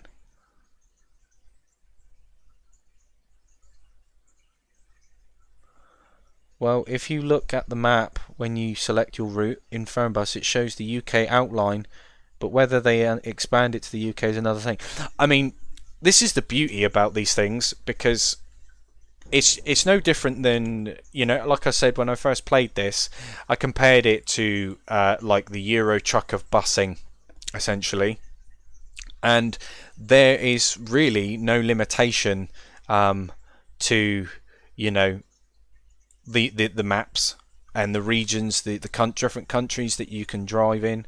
But I wish that, because I can see it being one thing, because obviously when you load the game up, you choose where you want to drive. You choose whether you want to be in Europe or wherever else. And, you know, there's, on Euro Truck, obviously you've got the ferry ports. Like Christina said, it'd be nice if you could actually sit in the ferry port and go over without actually having to come out of the game to then load into your designated place that you want to be. I think that would be pretty cool, but we've also got to appreciate the fact that, you know, that element of things, to say if they was to do that and to increase the sizes of the map and kind of make them all one giant map, with the likes of the Series S, you know, and the 30 frames and stuff like that, you can imagine it would absolutely cook it. It would eat it alive. And that's another reason, I think, as to why Euro Truck and American Truck probably wouldn't make it to console. You know, there are a lot of things that we can kind of speculate, but you can understand the reality of it when we're trying to achieve something as big as that. You know, without proper testing, without proper funding or development, then you know, there's just not a chance in hell. We've all played a game, we've all seen it where certain things don't get tested and the whole game just suffers and your whole experience is just a bad one simply because of, you know, a certain few elements to it. But I want them to use what they've got, the money that they accumulate from this console port, Fernbus. I hope that they use it and put it to good use. I hope they expand the games. I hope they use it to update and improve the games in a timely manner, and, you know, to see new content, new maps, new areas to drive. you know, and maybe a few more assets, scenery as well. Scenery is a big one. It's well and good saying it looks nice in a particular weather system, but I mean, you will notice that a lot of the objects used in this game are kind of recycled, copy and pasted, you know, and it's to be expected. But sometimes when you're sat here playing this game for a few hours, you tend to pick up on all that sort of stuff. It probably don't mean much to some of you, but I mean, over a period of time, you will begin to notice.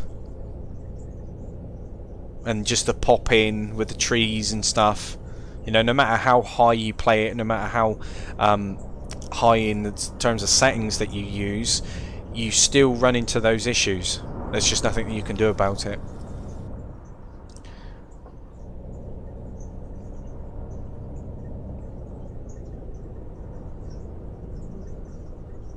You know, and I mean, it's all well and good it coming to Unreal Engine 5, but let's face it, if they don't optimize it well, then you're just going to see trees and rocks pop in and out, but in 4K, you know, so you just see it go up in spectacular fashion. Let's have a read of the chat. Oh, I can totally toast bread on the black circle when I play certain games on the S. Yeah, crack open a couple of eggs.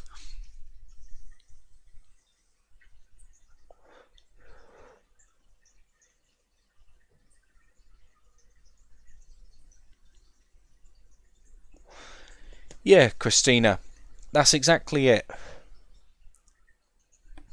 Better quality over quantity. I wouldn't mind there being a small busing map, you know, like the size of Tourist Bus, if there was a lot going on, you know, the atmosphere, it felt lived in, you know, the AI behaved, you know, the buses drove nicely, all that sort of stuff. It looked visually incredible, you know, because bigger isn't always better. We've heard the saying, you know.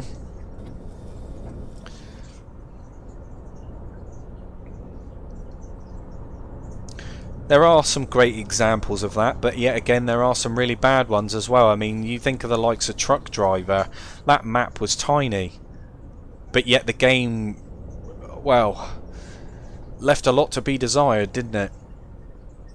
And that goes for a lot of things. But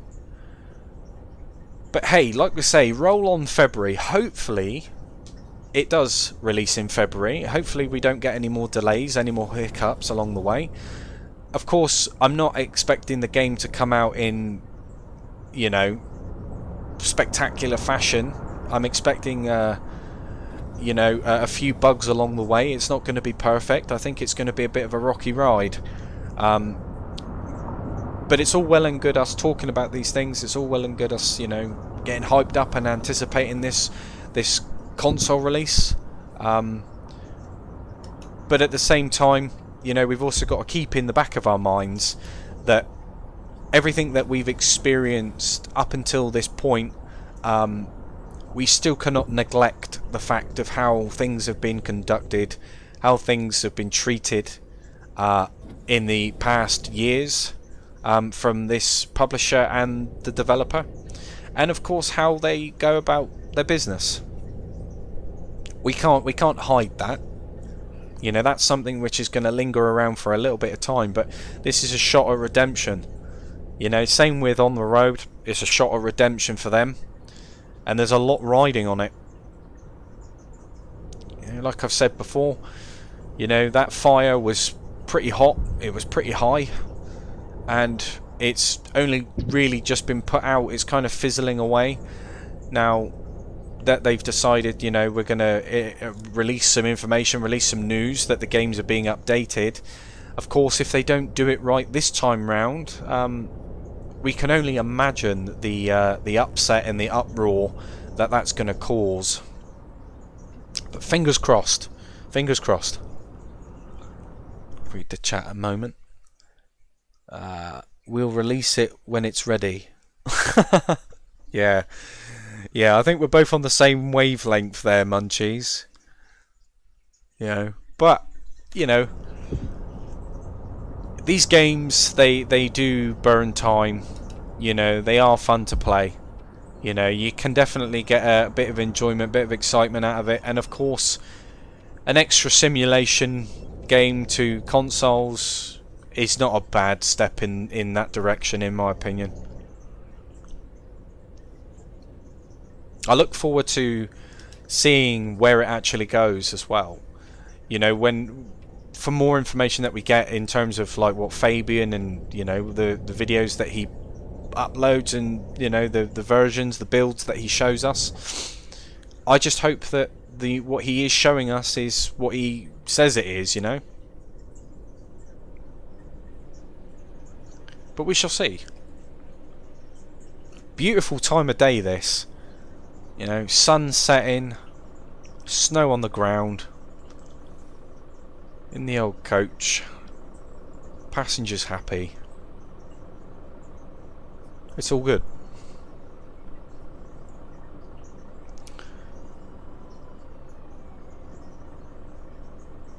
I swear I keep hearing sirens.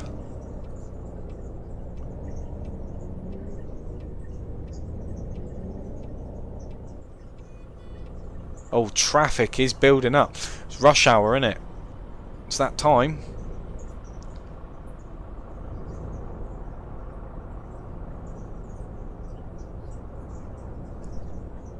You also notice as well when you play things like On the Road and Tourist Bus and Fernbus and all that, that when you drive around and you see the billboards, you see there are other games advertised.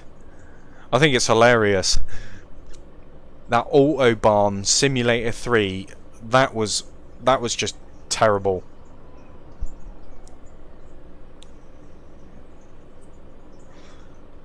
But like I say, welcome in everyone. Welcome in. Yeah, exactly that, and I think that sort of credibility that he's lost with a lot of people, I feel that, you know, like I say, give him a shot at redemption if they do decide to make, you know, or should I say reform and approach things in a bit of a different way than what we're generally used to, then I think it'll all go well. But on the backhand of that, you know, there's going to be an angry mob if you don't. Oh, almost crashed.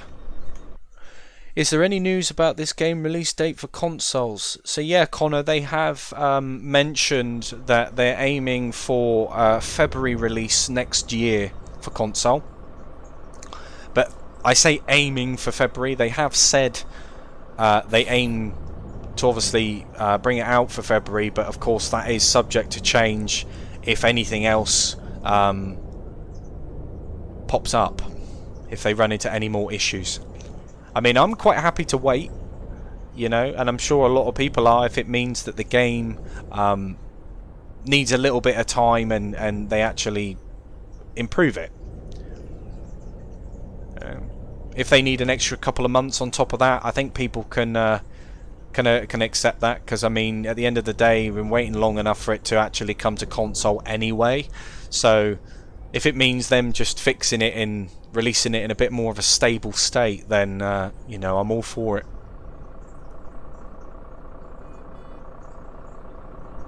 Oh, goodness me.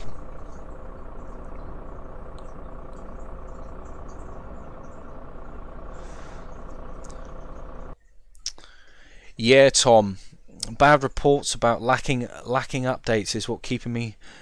Yeah, that is a big sort of subject for this game, and not just for this game, but for Tourist Bus as well. You know, I think it just in general, it does take them a considerable amount of time to update their games. You know, no one can deny that. You know, and I just hope that, based on the experience that we've all had, and you know, the feedback and everything that we've been given these developers, you know, hopefully they're learning, and hopefully we get, you know, promptly updates as time goes on. My biggest concern is sort of like early doors for when the port comes over, because it's not going to be perfect, like I've said. You know, there are going to be a lot of things which are generally going to go wrong. There usually are when it comes to stuff like this. But like I said, my main focus is how they address those issues and how quickly they get the patches in and stuff.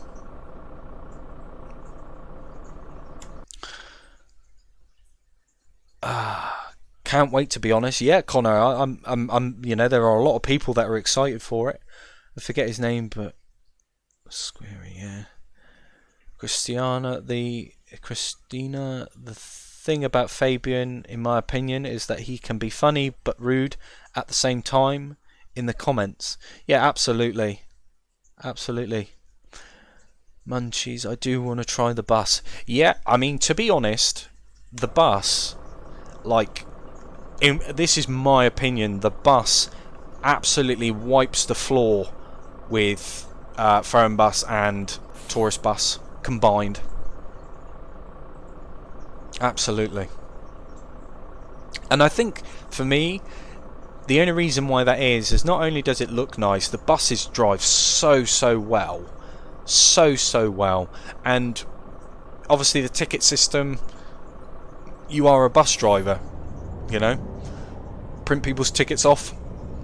Absolutely love the contactless option. People can pay with their phones. You know, that game is going to be something else when they manage to iron it and polish out all the bugs and kinks and optimize it a bit better.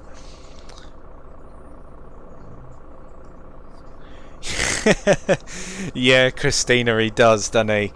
I mean, I've been following Fabian for a little while now, and you know, other content creators too. And you know, when people do compare it to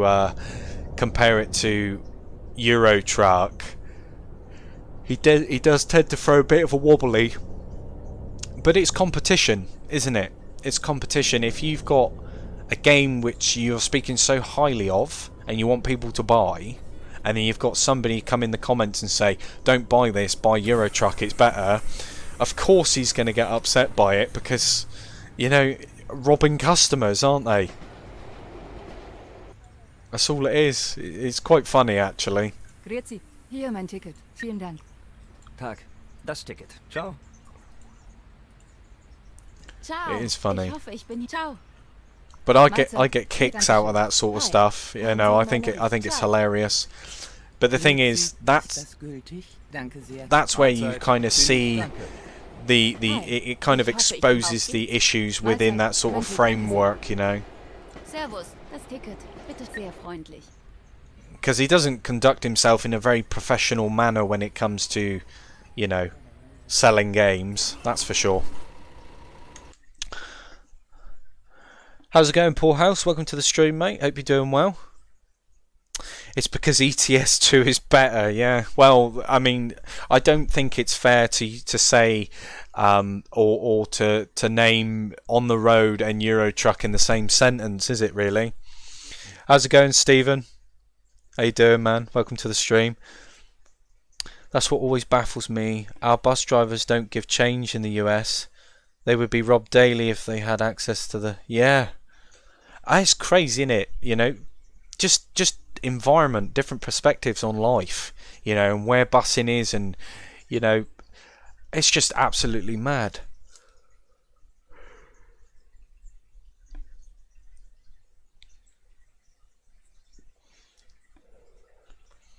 But essentially, a bus is, to some people, a moving ATM, isn't it? And it's not like security's high on buses, so...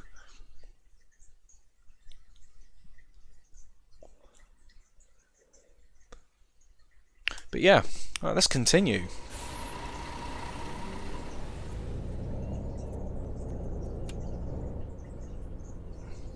It's the first time I've actually seen the pedestrians sitting on the benches. But it's definitely a lot nicer to see more traffic.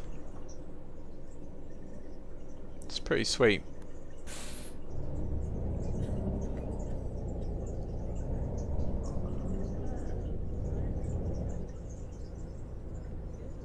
like I say, for me, you know, seeing pedestrians, seeing cars, making the environment feel like it's lived in, you know, it's all good building a massive map, and then, you know, when it comes to it, having nothing in it and having no other buses on the routes, you know, not having many vehicles, not many pedestrians, it definitely robs of the experience. Not yet, Poor House. They like I say, the target month is February next year. That's when they you know, anticipate it to be coming. But like I've said, it all depends on if everything goes smoothly as far. But yeah, February is the objective for them.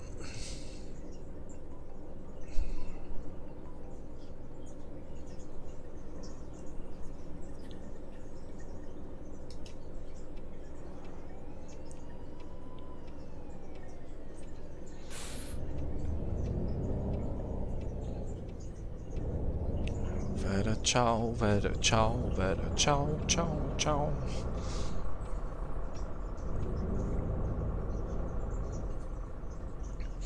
But as well, guys, I do also stream on TikTok.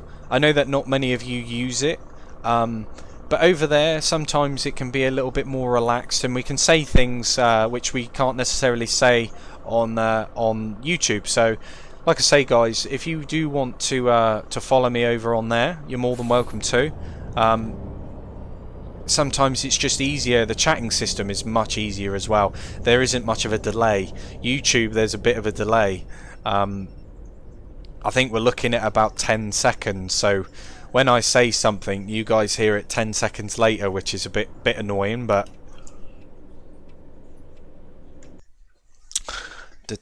look at those sharp curbs. Shred some tires. Oh, you noticed them as well, did you, Munchies?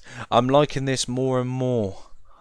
Yeah, I mean, the thing is, you're looking at it in the sort of view of the PC perspective. I'm just really sort of intrigued as to what sort of settings, what the game actually plays like on the console, especially for, you know, the Series S as well. That's going to be the big one, I think.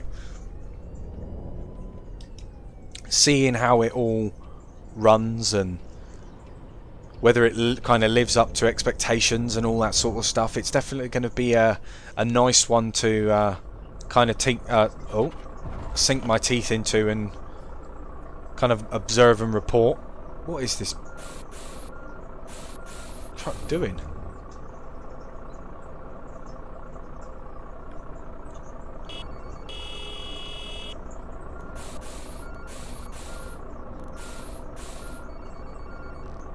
There we go. Yeah, Stephen, I've had a little bit of snow. Nothing to kick and scream about, but it's definitely come down. Christina, do you think on the road would look better if it had... Oh, absolutely. Absolutely. There's no question about that, Christina. Absolutely no doubt about that. And when I was actually playing on the road on the PS5, I did say several times that this game would have been far better if they had used a different engine. I mean, I think the biggest issue that they had with the Unity engine was that wheel support. Now, don't quote me on this, but it wasn't native. I don't think that wheel support was actually a big thing for Unity, and getting around it and trying to make the newer wheels and hardware work for the game was a bit of a task for them. I think I remember Fabian saying something along the lines of that anyway at some point. That was totally McDonald's back there. I can't remember what they call it in Tourist Bus. They're fast food restaurants. I can't remember what they call them. It's like Oh, I'll have to look it up. I'll have to look it up, but it's so funny.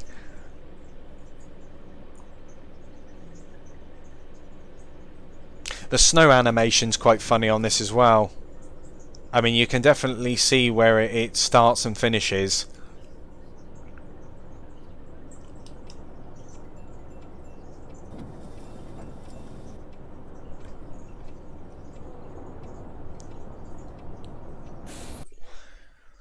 I mean, even the so-called next-gen version of On the Road didn't really hold up. No, I was really disappointed by that. And not only that, but when I did upgrade, obviously being on the PlayStation, wheel support was removed. And on top of that, my save file corrupted.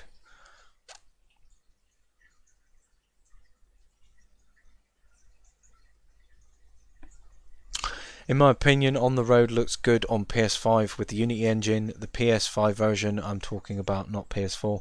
Just my opinion though. I used to have a guy come in, actually, and he used to play On the Road on the PS4 as I was playing it on the PS5, and we would kind of go back and forth a bit as to what was generally improved and what wasn't. And he never had an issue with the On the Road for PS4. There were obviously, you know, besides the obvious things, you know, performance wise, he never actually had a problem with it. And he did show me as well, which was kind of crazy, because where people obviously say that there's, you know, it's unplayable, and then he sat there and he's playing it, you know, and I feel that On the Road was very much a mixed bag for people. There was people having issues, and there was people that had no issues at all. The PS5 version was a nice addition. It was a nice touch. They definitely made it look a little bit nicer in comparison, but I mean, overall, in terms of environment and just the way the buildings looked, you know, and of course it didn't really feel very lived in. I don't know, there was, like I say, there's definitely a lot to be desired. They could have definitely done a lot more, but, you know, chucking us a radio and a few different trailers and stuff like that didn't really make up for everything else that had happened prior.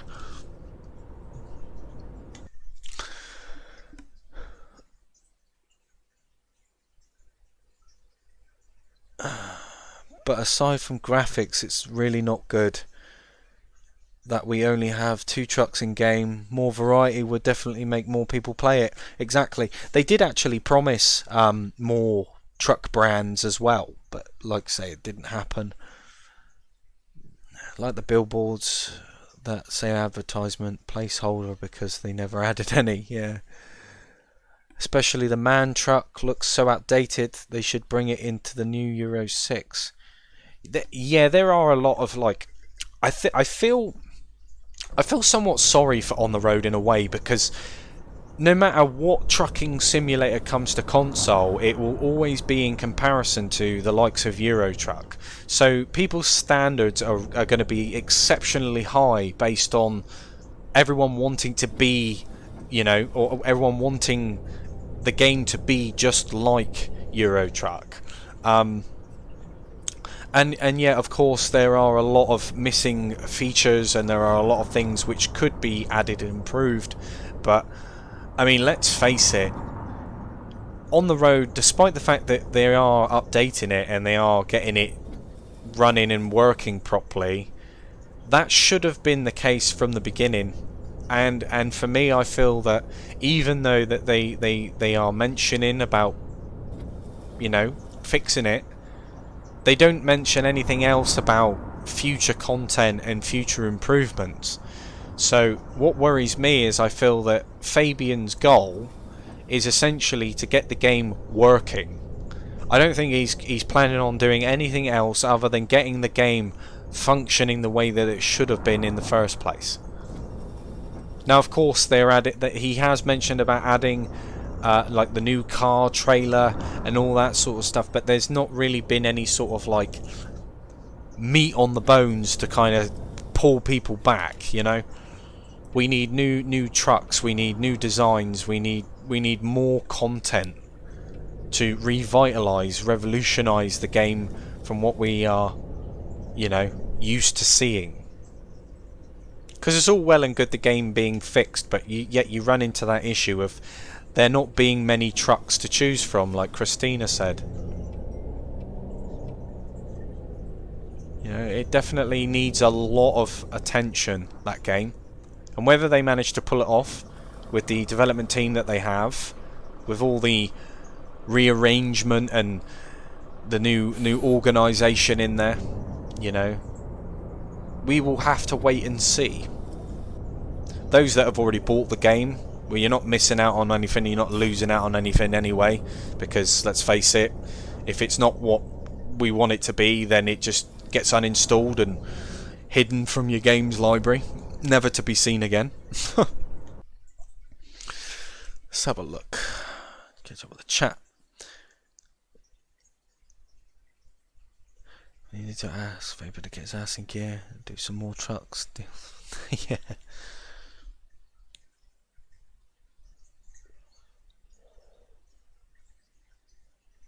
Oh, that would be funny, Christina. Absolutely. What use is if the game crashed 2 minutes in or doesn't load in at all? This is it. This is it. Like I say, they've got a lot. They've got a lot to address, a lot to fix. You know. But like I say, guys, I really appreciate you all coming in. You know, like I say, all the things that you say, all your opinions and everything are valued. Trust me, everything that you do say is taken on board, and I really appreciate, you know, the information which you guys also bring forward and how respectful you all are. You know, it's a nice little environment where we can kind of just sit here and discuss and chat. You know, and that's what the channel was essentially created. That's what it was supposed to all be about. You know, so. You know, props to you guys for coming in and showing the support. You know, because without you, essentially, this wouldn't happen. You know, we've all got our thoughts and opinions and views, and I think if they're all valued, you know, we can all kind of just bounce off each other with ideas and things, you know, it just makes this whole sort of experience a little bit easier, because, let's face it, they've got the facts, you know, and we're just sat here arguing amongst ourselves, essentially.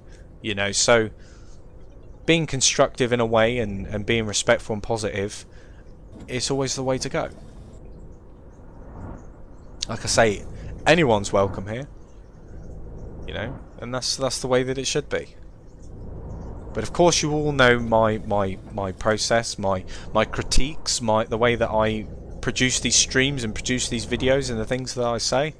You know, I do apologise if I offend or upset anybody, but you know, sometimes it's just the way it is. You know, we need to sometimes address the elephant in the room. You know.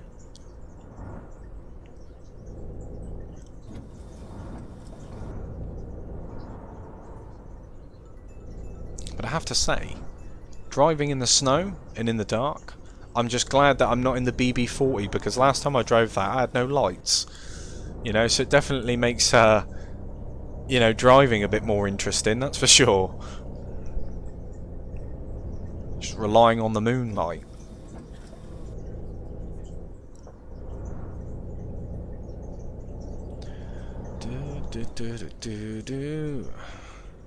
Catch up with the chat. Did I get bored with Where the Hunter? No, actually, Munchies. I re-downloaded that yesterday. I think for me, when it came to Call of the Wild, I invested so much time into that game that I was just so familiar with it that it was hard to transition over to another hunting game, you know. But I definitely will be playing it. Afternoon, Richard. Welcome in, man. Welcome in. In an older video, Fabian showed the mould of a daft truck. Yeah, I remember that. Maybe they got the license but was never mentioned again. Maybe. I don't actually think that it got approved. I don't think they always struggle with that element of things, and that's what I appreciated with Truck Driver in a way, because the trucks weren't licensed, so there wasn't a limitation on really what they could do with the trucks. But of course, we all like to drive licensed vehicles.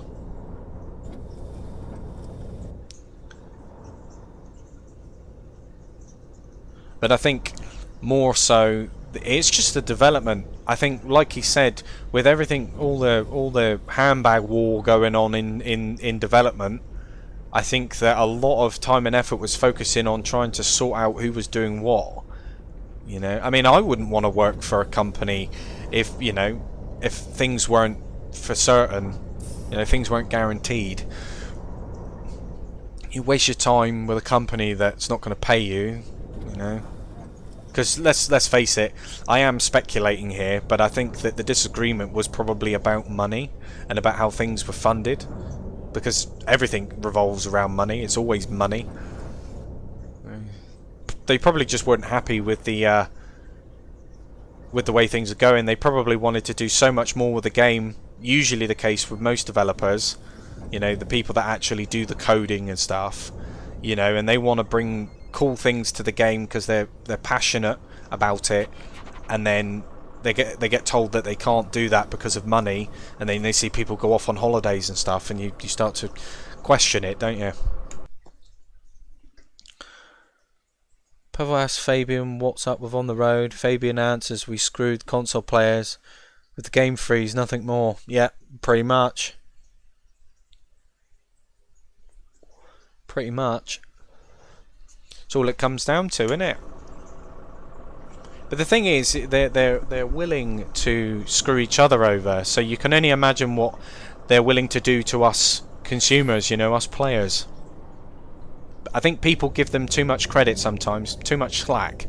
And like I say, in my streams and my videos and stuff like that, I say it how it is because I think that view is very important. I don't want people to continue to buy into games if they're not actively working on them, and On the Road is very much a prime example of that. I just don't think that what they plan on doing with it is going to really change much because it's been so long. It's been so long. It's got to be game changing, otherwise there's just no point.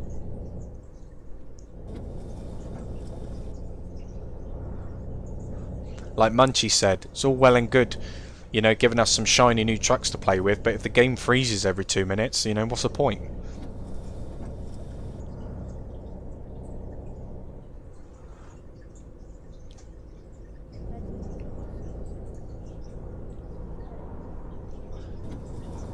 And it's just not like On the Road, it's Fernbus, it's Tourist Bus, you know. If they promise all these things and they don't fix them and it gets to a point, then there's no point. You know, if we run into the same issues over and over again of basically begging for an update, then it's definitely going to have an adverse effect on the way that people look at these games. The developer, the publisher, you know, it's definitely a domino effect. And you know, I think that this time round, if they don't deliver what they've said that they're going to deliver, then I think it's going to be a nasty blow to the company as a whole. Of course, people will still continue to buy it, but it's like, you know, you put your hand on the fire, you get burnt. You know, you don't put your hand back on the fire because you know it burns. You know, and there are some people that unfortunately do that, and then obviously complain in the next breath. You know, so it's definitely a hard thing to talk about. Let's have a look. The Series S game freezes should be fixed with the new update. Okay. He said in the comments that he found the issue that caused the freeze and it will be fixed. Fingers crossed. Absolutely. Poorhouse, there is enough evidence for me that I will not be buying any games with that guy's name on it. I appreciate your honesty there, Poorhouse. Honestly, appreciate your honesty. Fabian said it would be a memory issue, and they have resolved it now. Yeah, but Mr. Watt, he also said that prior to a few other things as well. You know, so you know, it's how many memory issues can you actually have? hopefully, I really can't trust this guy anymore. I don't think many people can.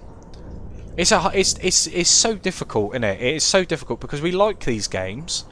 We appreciate these games for what they are, but it's not the game's fault. It's not the game's fault. Like I'm a classic example of this. Like I will sit here and nitpick and be overcritical and sort of assess and dissect absolutely everything in this game down to the tires of the coaches. You know, down to the wheels of the coaches. I will absolutely look at everything because it's supposed to be a simulation experience. Now, when you've got settings which aren't available, which should be, considering a lot of people will be using wheels, I think it should be a sort of priority that whole side of wheel support, controller support, everything like that, it should feel and look nice. It should do what it says on the tin, not, oh well, this is the way it is for the moment, give me 6 months and I will change a few settings for you and then see how we go from there. It's not acceptable. It's not acceptable. They do need to prioritise a bit more. You know, saying one thing and whether it materialises or not, at the end of the day, these people, TML, Fabian, they are a class act of manipulating the player base, and they do it in such a spectacular fashion that people kind of get a bit blinded by the hype of games coming out because they're excited and they want to see it, you know, and that's fine, that's fair enough, and you know, and I'm sure that you will have a bit of excitement out of it. But for me, and where I stand when I think about this developer, I think about Fabian, in my mind, despite how much I like the games, I know how much of a blagger, how much of a liar this guy is, in all of the sake of money. It's all about money. We've paid for it, that's it. Refund policies are trash. There's no point in even having a refund policy, because by the time that you actually experience problems within a game, you've gone past that threshold. That's just my sort of general take, my verdict. Of course people aren't going to agree with it, because they're big fans of the game and they can't wait for it to come to console, and that's fair. But I mean, like I say, for somebody that's actually playing it, I can actually see the problems, and I just really want to make people aware of what's actually wrong, because there are a lot of things wrong with this game. Yeah. But you know, that's for a future conversation anyway. Future conversation.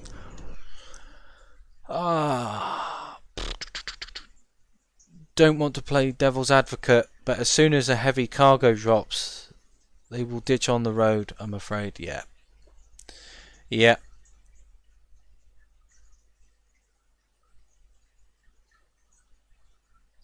Lol, Diesel, I know what you're saying. I can only say what he says, but we'll wait till we get the update to find out. Yeah, I mean, as much as I appreciate what you're saying there, Mr. Water, I think this is just my opinion, mine. I think you're giving the guy a little bit too much slack. I think you're giving him a bit too much credit, because as for me and a lot of other people, we are extremely fed up. We are extremely fed up, and we've all sat there and we've all seen and heard what the guy has said in the past, and all these things to date have yet to be delivered on. Now, when he comes and approaches with a new video and he tells you certain pieces of information like this is going to happen, that is going to happen, you must understand that from my perspective and many others' perspectives is that we've all heard it and we've all seen it before. Whether you like the game or not, we can't be biased, or in my position I can't be biased on the fact, because the reality of it is it's just not true. You know, the thing is, it's like he's very good at saying something and then it never actually materializes, and that is the problem. Not to say that it's not going to happen, I'm just saying that it doesn't give people much confidence in the fact. That's all. Oh, bit of a dodgy corner there. But that is it. It's just the fact of the things that he's done, and then all the promises that he's made in the videos, the things that he's shown us, because it hasn't materialised, and because he says the same things over and over and over again, makes you understand that this game is all about money. You know, and it feels like just getting a quick sell, but quick cash cow. Do you know what I mean? It's stuff like that which really annoy people. Oh, I'm in the wrong lane. Never mind. But it really annoys people. So ein Rowdy. What's that?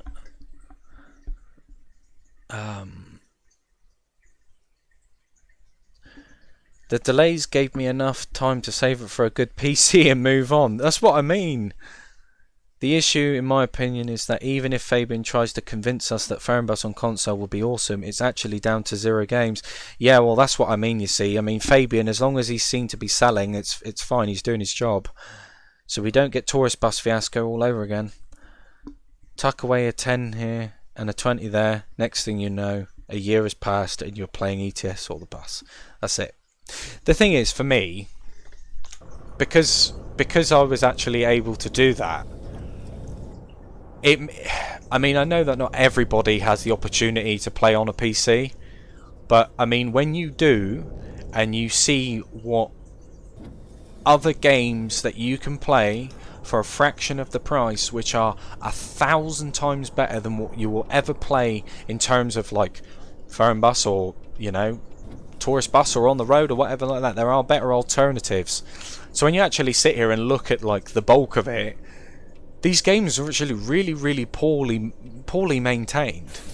They are, in comparison to something like, you know, Euro Truck that's been around, you know, for 10 or so years. You know, it just shows you what can be achieved if you just chuck a little bit of time and care into it. Oh dear. No, Mr. Water, I think you're processing my response in the wrong way. You're taking it personally. I'm not... You say something and I don't address it to you, I address it as a whole. I think the problem is, Mr. Water, I think you're being extremely biased on this fact because you are an advocate for these games. Because everything that I seem to say at the moment, you disagree with.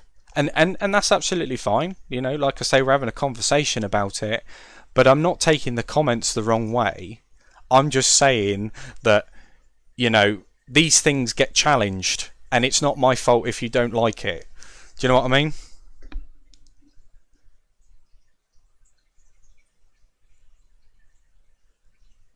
Yeah, and like I say, you know, you say you don't trust a guy with a barge pole. That's why I said we'll wait and see when it gets updated. But I'm looking at it from a perspective of the fact that that promise has been made on more than one occasion from Fabian regarding On the Road for a very long time.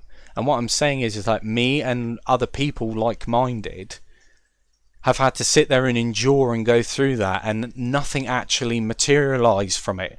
And yet we're being drip-fed the same rubbish over and over and over again of the promise that it's going to be fixed, when in fact it should have been done in the first place. He's charged us for a broken product, an unfinished product. I don't care whether people like the game or not.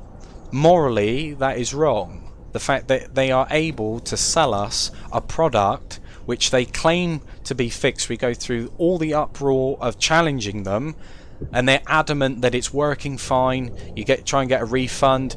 It's apparently working fine, even though it's not. And then for them to then come out months later and admit the fact that the game is broken and it needs to be loved and it needs to be worked on, but the reason why they haven't done it is because they're all having a handbag match in development, because there's obviously some discrepancies with money, there's discrepancies with how things have been handled, approached, the resentment and the retaliation that's come from certain players with nasty emails, threats, you name it, it definitely has an adverse effect. So you need to look at the bigger picture.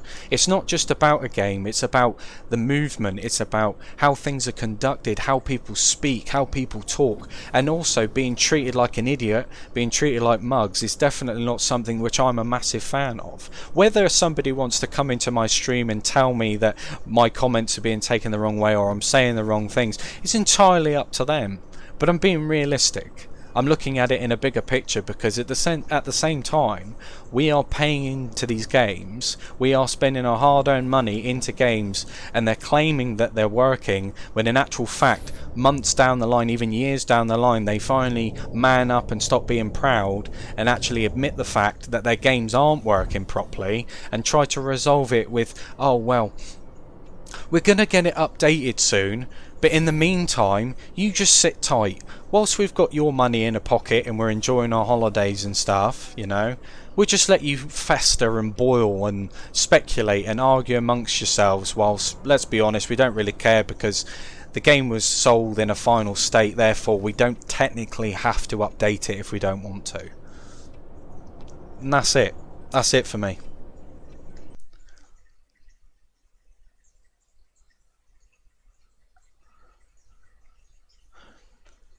Barge pole be a part of new update patch on the road, yeah. Either way, just wish that Fernbus will run decently on Series S in February. Fabian barge poles are faulty, but he promised he'll fix them soon. Yeah, what's that with? Super glue and electrical tape.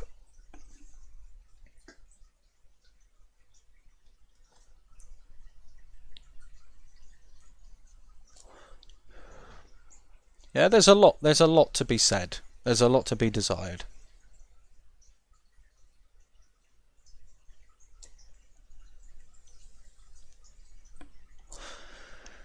I mean, if they are delaying the release, at least they should make the most out of the time to polish and test it thoroughly. But I mean, this is what I mean. Do you actually believe that they're going to do that, though? Do you actually believe that things are going to be polished and tested? They said the same thing about Tourist Bus, mind.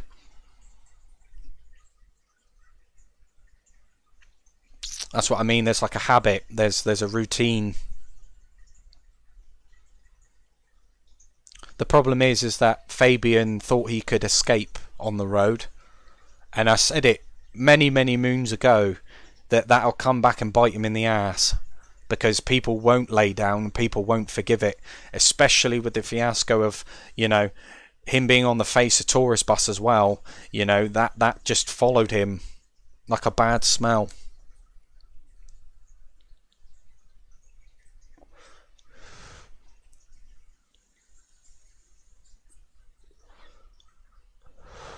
Exactly that, Munchies, exactly that. That is what early access is for. They do. I tell you, it's such a minefield talking about these games, you know, and it makes it extremely hard to actually come on here, stream and play them, because, you know, I try and look at it from both sides of the fence. I try and, you know, give my little sort of sprinkle in the middle, but it gets to a point where you cannot help but talk negatively about this game, about their games, about the company. There is nothing, and trust me, I do not want to sit here and chat negatively about it. I want to have positive things to say. The problem is there aren't very many positive things to say. That is not my fault. That is the way that they have handled and conducted themselves through the development and publishment of their games. That is all. It's got nothing to do with me. I'm just exposing it, and of course I'm going to get people that say, well, you're not listening, blah blah blah, you don't agree with it, yada yada yada. But let's face it, you know, I'm not going to blow smoke up people's asses. You know, this is it. This is what you get. If you're happy to pay for that, that's absolutely fine. I'm not arguing that. But at the same time, I'm also not going to neglect the fact that the games are maintained in such a poorly way. How's it going, Reese? Yeah, apparently it's supposed to be coming out in February at some point. They'll release it when the stockholders get fidgety. Yeah, probably. I have my doubts, but we'll see the results in February, I guess. Yeah, absolutely. Absolutely. Yeah, that's all it comes down to. That's all it comes down Guten to. Tag. Fahren Sie in meine Richtung? Auf geht's. But if we look at let's look at the console port of Tourist Bus for just 2 minutes. Okay, so Grüezi. when Hier mein Ticket. when Danke sehr. Tourist Bus came Moin. from Das Ticket PC sehr freundlich. to console, Das Ticket. there sehr were a freundlich. lot of issues, and there were a lot of problems, a lot of settings, and a lot of things which weren't apparent. They weren't available. They had been completely removed. Dumbed down version to allow it to run smoothly on console. I say smoothly, but yeah, it's still not quite as smooth as what we would have hoped. So now we're in a similar situation with Fernbus. Fabian, TML, they're all saying the same things that they said for Tourist Bus. They're promising the same things. The only thing that's changed is the Unreal 5 engine. That's the only thing that's really sort of hanging in the balance. And us as passionate bus drivers, truck drivers, you name it, we are hoping that this Unreal Engine 5 is going to change the course of what we're generally used to when it comes to what we're seeing in these games. We want all these things that we're used to not apparent. We want them to all work fine, etc, etc. My biggest issue with that is the fact that when it comes down to it, we've heard all of this before. It's hard for a lot of people to listen and believe the things which are being said that they've all heard before and it's not been delivered on. That is my main focus. That's my main sort of highlighted thing right there. You know, so yes, we will see. I guess we won't know until February release comes, and I guess that most of it is speculation based on what we've kind of experienced so far. But at the same time, you know, when the game does come, for instance, if it is in a poor way and it doesn't come across very well, Ich dachte, das ist then we're just going to go through this cycle all over again, aren't we? And I just don't want that. That's what I'm saying. I just don't want that. Because it'll just be a simple decision of just continuing, you know, to not buy the games anymore. So may I ask, is there anything bad about the game? I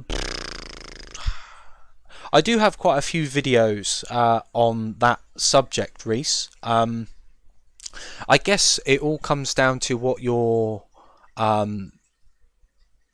you know, what you're sort of anticipating, really, what your, you know, your expectations are when it comes to the game.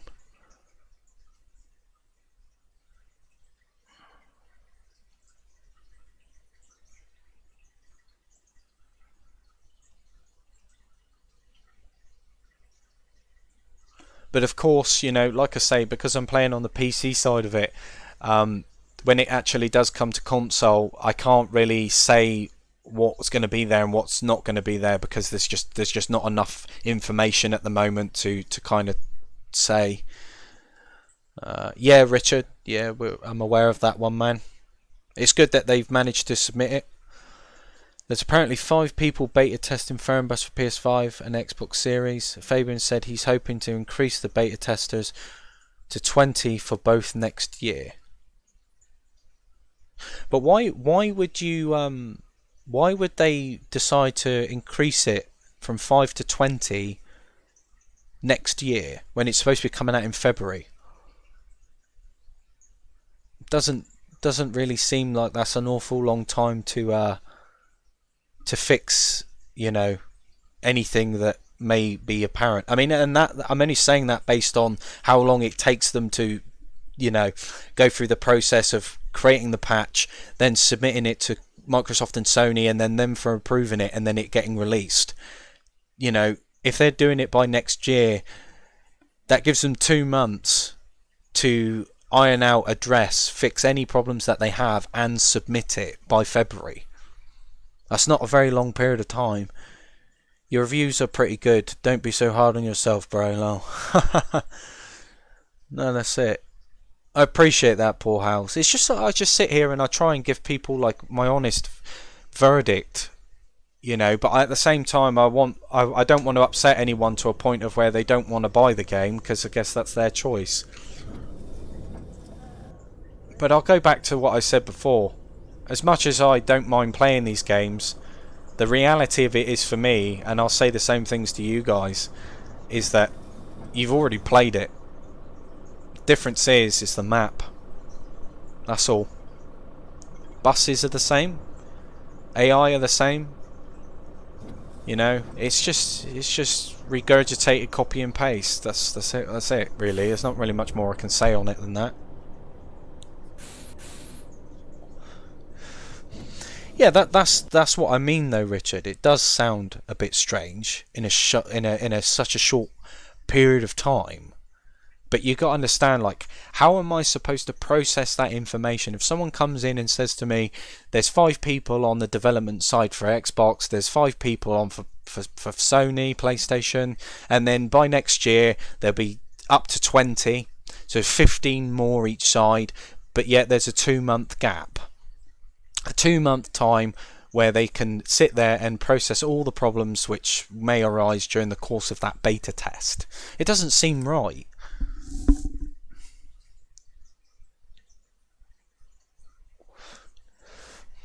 But no, I appreciate that, Mr. Watter. I appreciate that. I know that you're just saying what he said in his latest video, but please stop taking it like I'm personally attacking you. This is us dissecting the information you are giving. It doesn't sound right. That's what I'm saying. And a lot of stuff that he says like that doesn't sound right. In terms of development, he should have 20 people beta testing right now. If it's coming out in February, he should be on the ball. There should be more than 20 people beta testing the game. But I bet you any money, and I'm quite happy to put a bet on this, Mr. Watter, I bet you that when that game releases for consoles, all this supposed beta testing, people are going to run into issues, and the comments going to be, have they tested this game? Doesn't feel like they've tested this game. I bet you any money. Difference is that the shift of complaints will move away from Tourist Bus, and they'll go to Fernbus, and it'll just be the same again. You know, be the same again. That's my thoughts anyway. That's my thoughts.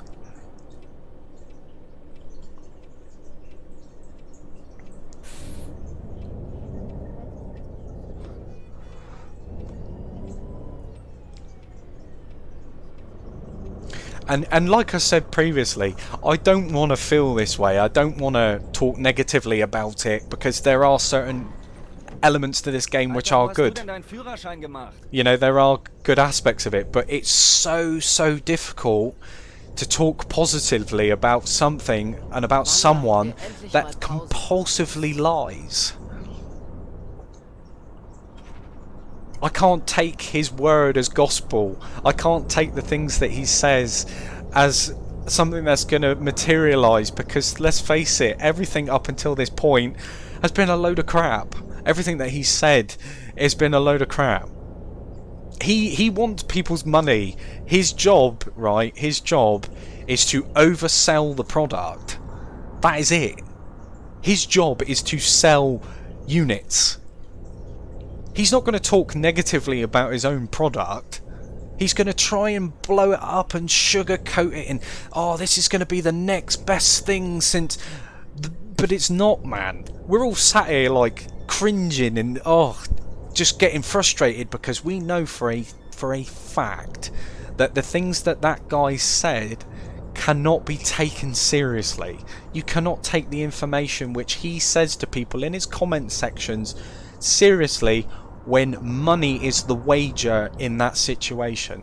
When profits are going to be affected by the things what he says, of course he's not going to say anything bad about it. Why would you? You're trying to sell a product, the last thing you want to mention is its faults. which is why he's so evasive. It's why you don't get a straightforward answer to a question which is so basic and simple. It's generic, it's regurgitated, and like I say, that's just my variation, my verdict, my opinion on the matter. But I'm sure that a lot of people out there will agree with me, you know, and I'm not doing this based on like a community bias thing. It's just the truth. It's just the truth. This is what we deal with. This is what we've had to put up with, and unfortunately for TML, you know, and for the likes of, you know, Fabian, you know, when it comes to Tourist Bus and Fernbus, I don't have very high expectations and I don't have high hopes for it, because in the back of my mind I know, you know, what's going to happen. Yeah, we all do, secretly, deep down. Anyway, let's catch up with the chat.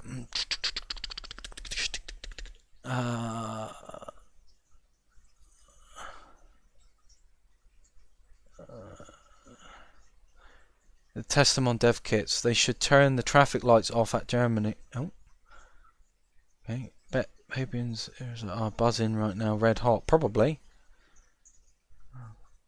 Those companies tell you anything you see. Then once you buy it, he makes it you wait for updates. Why? Because he's already got your money. Peep it.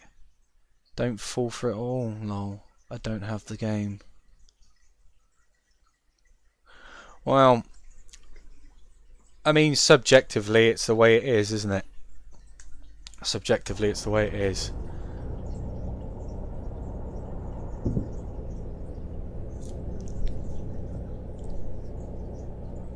There's always going to be a side of people that are going to completely disagree with any negative comments towards games which they are highly anticipating, hyped up for, and are going to enjoy. You know, and if you're going to enjoy it, fair enough. I'm not trying to rob you from that experience. I'm just trying to save the people that are fed up with the antics and save them a bit of money in the long run.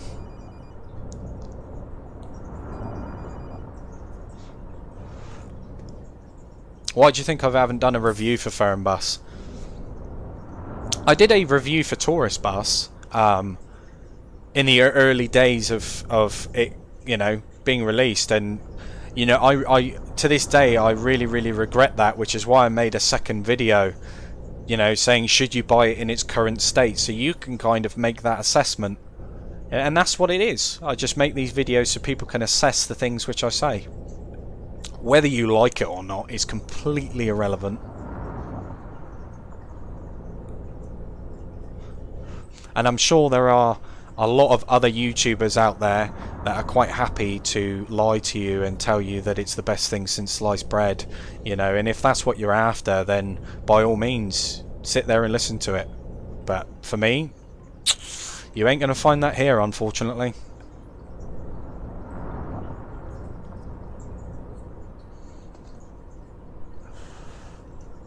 Such is life. Anyway, I guess his marketing skills are pretty low if he keeps losing it over a slightly negative comment. Well, that's what I mean. Like, the moment that somebody mentions about like the game, like for instance, somebody says that the AI needs improving because there's just clusters of traffic and it makes it almost impossible to play. And then he'll go, or you know, impossible to play on your PC. His response would be, well, it works fine on mine, you must have a pretty crap PC. How is that acceptable? How can you sit there and talk to your customers like that? I don't get it. And yeah, it is always the first one, always seen in the suggestion feed, yeah. I think like the way that I talk about these games and the way that I address certain, you know, aspects of them and stuff like that, generally it's not me hating on the game, because the game's not the problem in my opinion. The game is, like I said, the people behind it. But the problem is the antics don't change. The things which we're used to aren't changing. And no matter how many promises are made, you know, for me, I find it extremely difficult to believe such things based on You know, it's not like we haven't got enough information. All the information is rightly in front of us. We just choose what we do with it. We either buy into it, knowing full well what we could expect, or you just don't bother, save your money and put it in, invest it into something that's you're going to get a bit of fun out of. Something that's actually going to work and regularly updated, you know, without waiting months and months and months for basic things like being able to put luggage on a bus. You know, crazy. Yeah, it was nasty, Christina. It was nasty, but that's what he's like. If any of you guys have watched Game Tech UK, you know, he's very, very similar in the way that I talk about Fabian, and he has his reasons for it, you know. But the relationship was good at first, you know. But then when he actually saw what the marketing and what things were about and how poorly maintained the game was, he wasn't going to sit there and tell people to buy it. He told them the truth. He told them what the game was like. You can't polish a turd, but you can roll it in glitter. And that's exactly what's happening. Everything's just being rolled in glitter to try and effectively make people forget the fiasco that we've been dealing with since essentially On the Road. It's the same people. And people are expecting change. People are expecting... No, there's no friends in money. You can't give them the benefit of the doubt when you're the one paying for it. You want to know what you're buying. You want a solid review on something. Yeah. It's a difficult time. You know, these days people are struggling financially. You know. And if a game's not working properly, you can't respond to somebody by saying, well, I don't choose what games you buy. Because that's not right, is it? You know, yeah, you can't say those things to people. Not from a so-called professional perspective anyway. You lose your customers that way, but they don't care because they've already got your money, and that is the point. They can do what they want and say what they want, because if you've bought it, there's nothing you can do.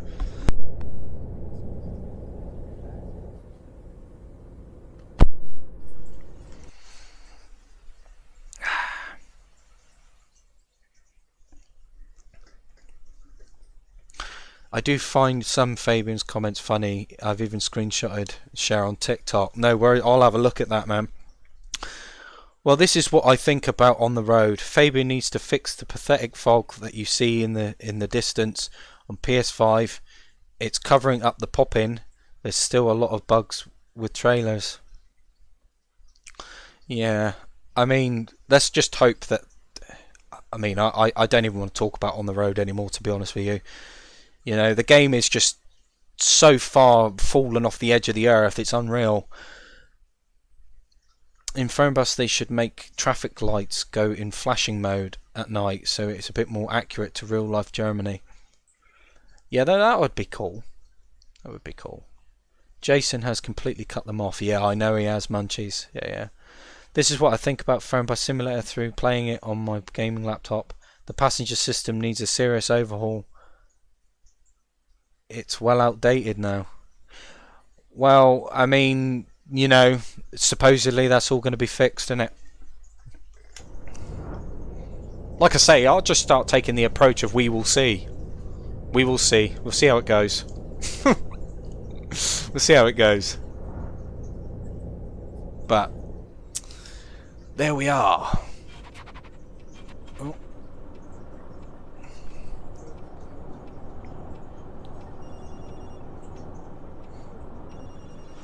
Absolute madness, isn't it? Absolute madness. I'm sure at the end of this stream, people watch the stream back, I'm going to get a few lovely comments.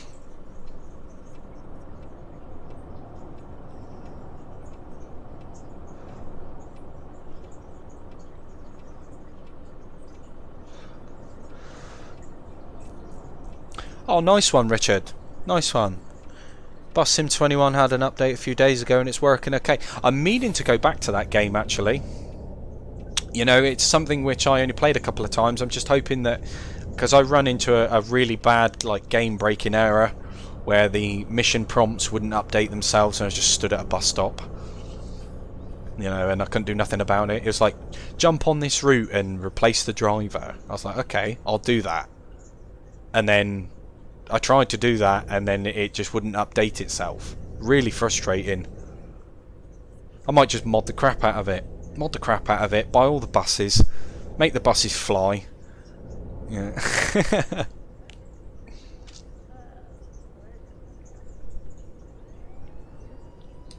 Amazing stuff. Amazing stuff. Do do do.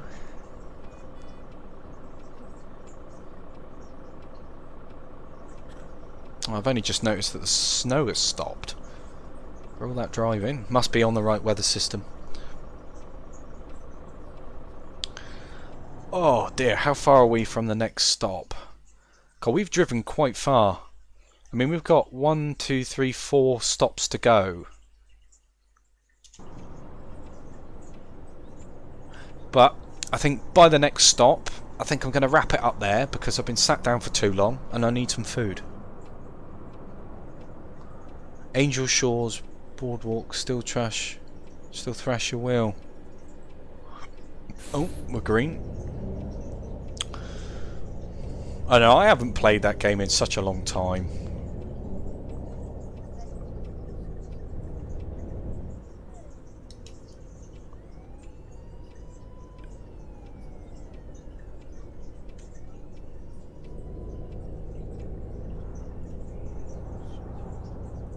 I've also noticed as well, driving along, sometimes the colour of the vehicle will show in the windscreen of vehicles and then it'll flicker and then you'll just see two, like the driver and the passenger.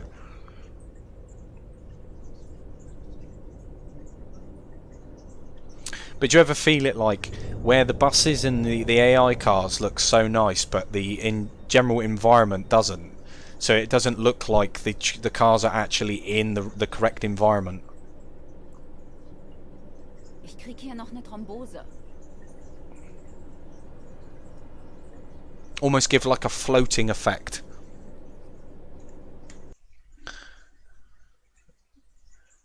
I still got some bugs, but it's playable. New update, driving performance, which I have noticed is better. I think Bus Sim 18 is still the best bus game by Astragon. Yeah, Bus Sim 18, I think it got bad press. I think it's just by the way it looked. Definitely to sort of today's standard in terms of the way things are looking now. You know, it's like OMSI 2.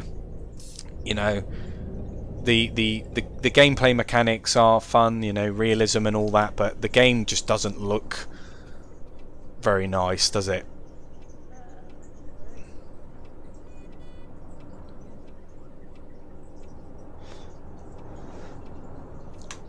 Yeah, I noticed ATS, your truck has no reflection on tank. But Munchies, you can improve that with mods, and it also depends on the gameplay settings that you're playing with.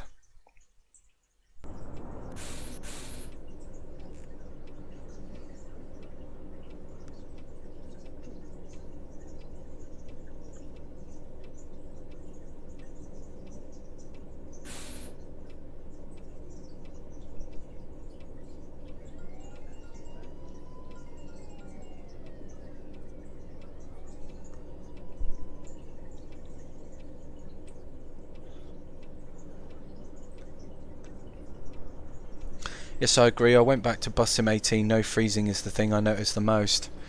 Yeah, that's what I mean. You see, how can, right? When it came to Bus Sim 18, I absolutely loved that game. Multiplayer was so much fun, right?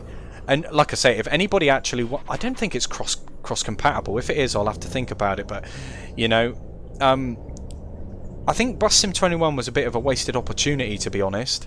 I feel like, you know, a lot of games these days, people like the game so much, but when the new game's released, it's such a backward step, isn't it?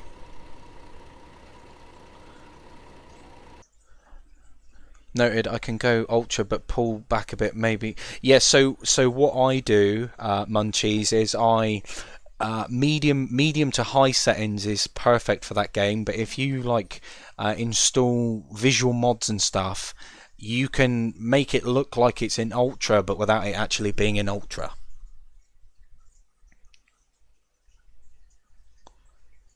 Which is amazing.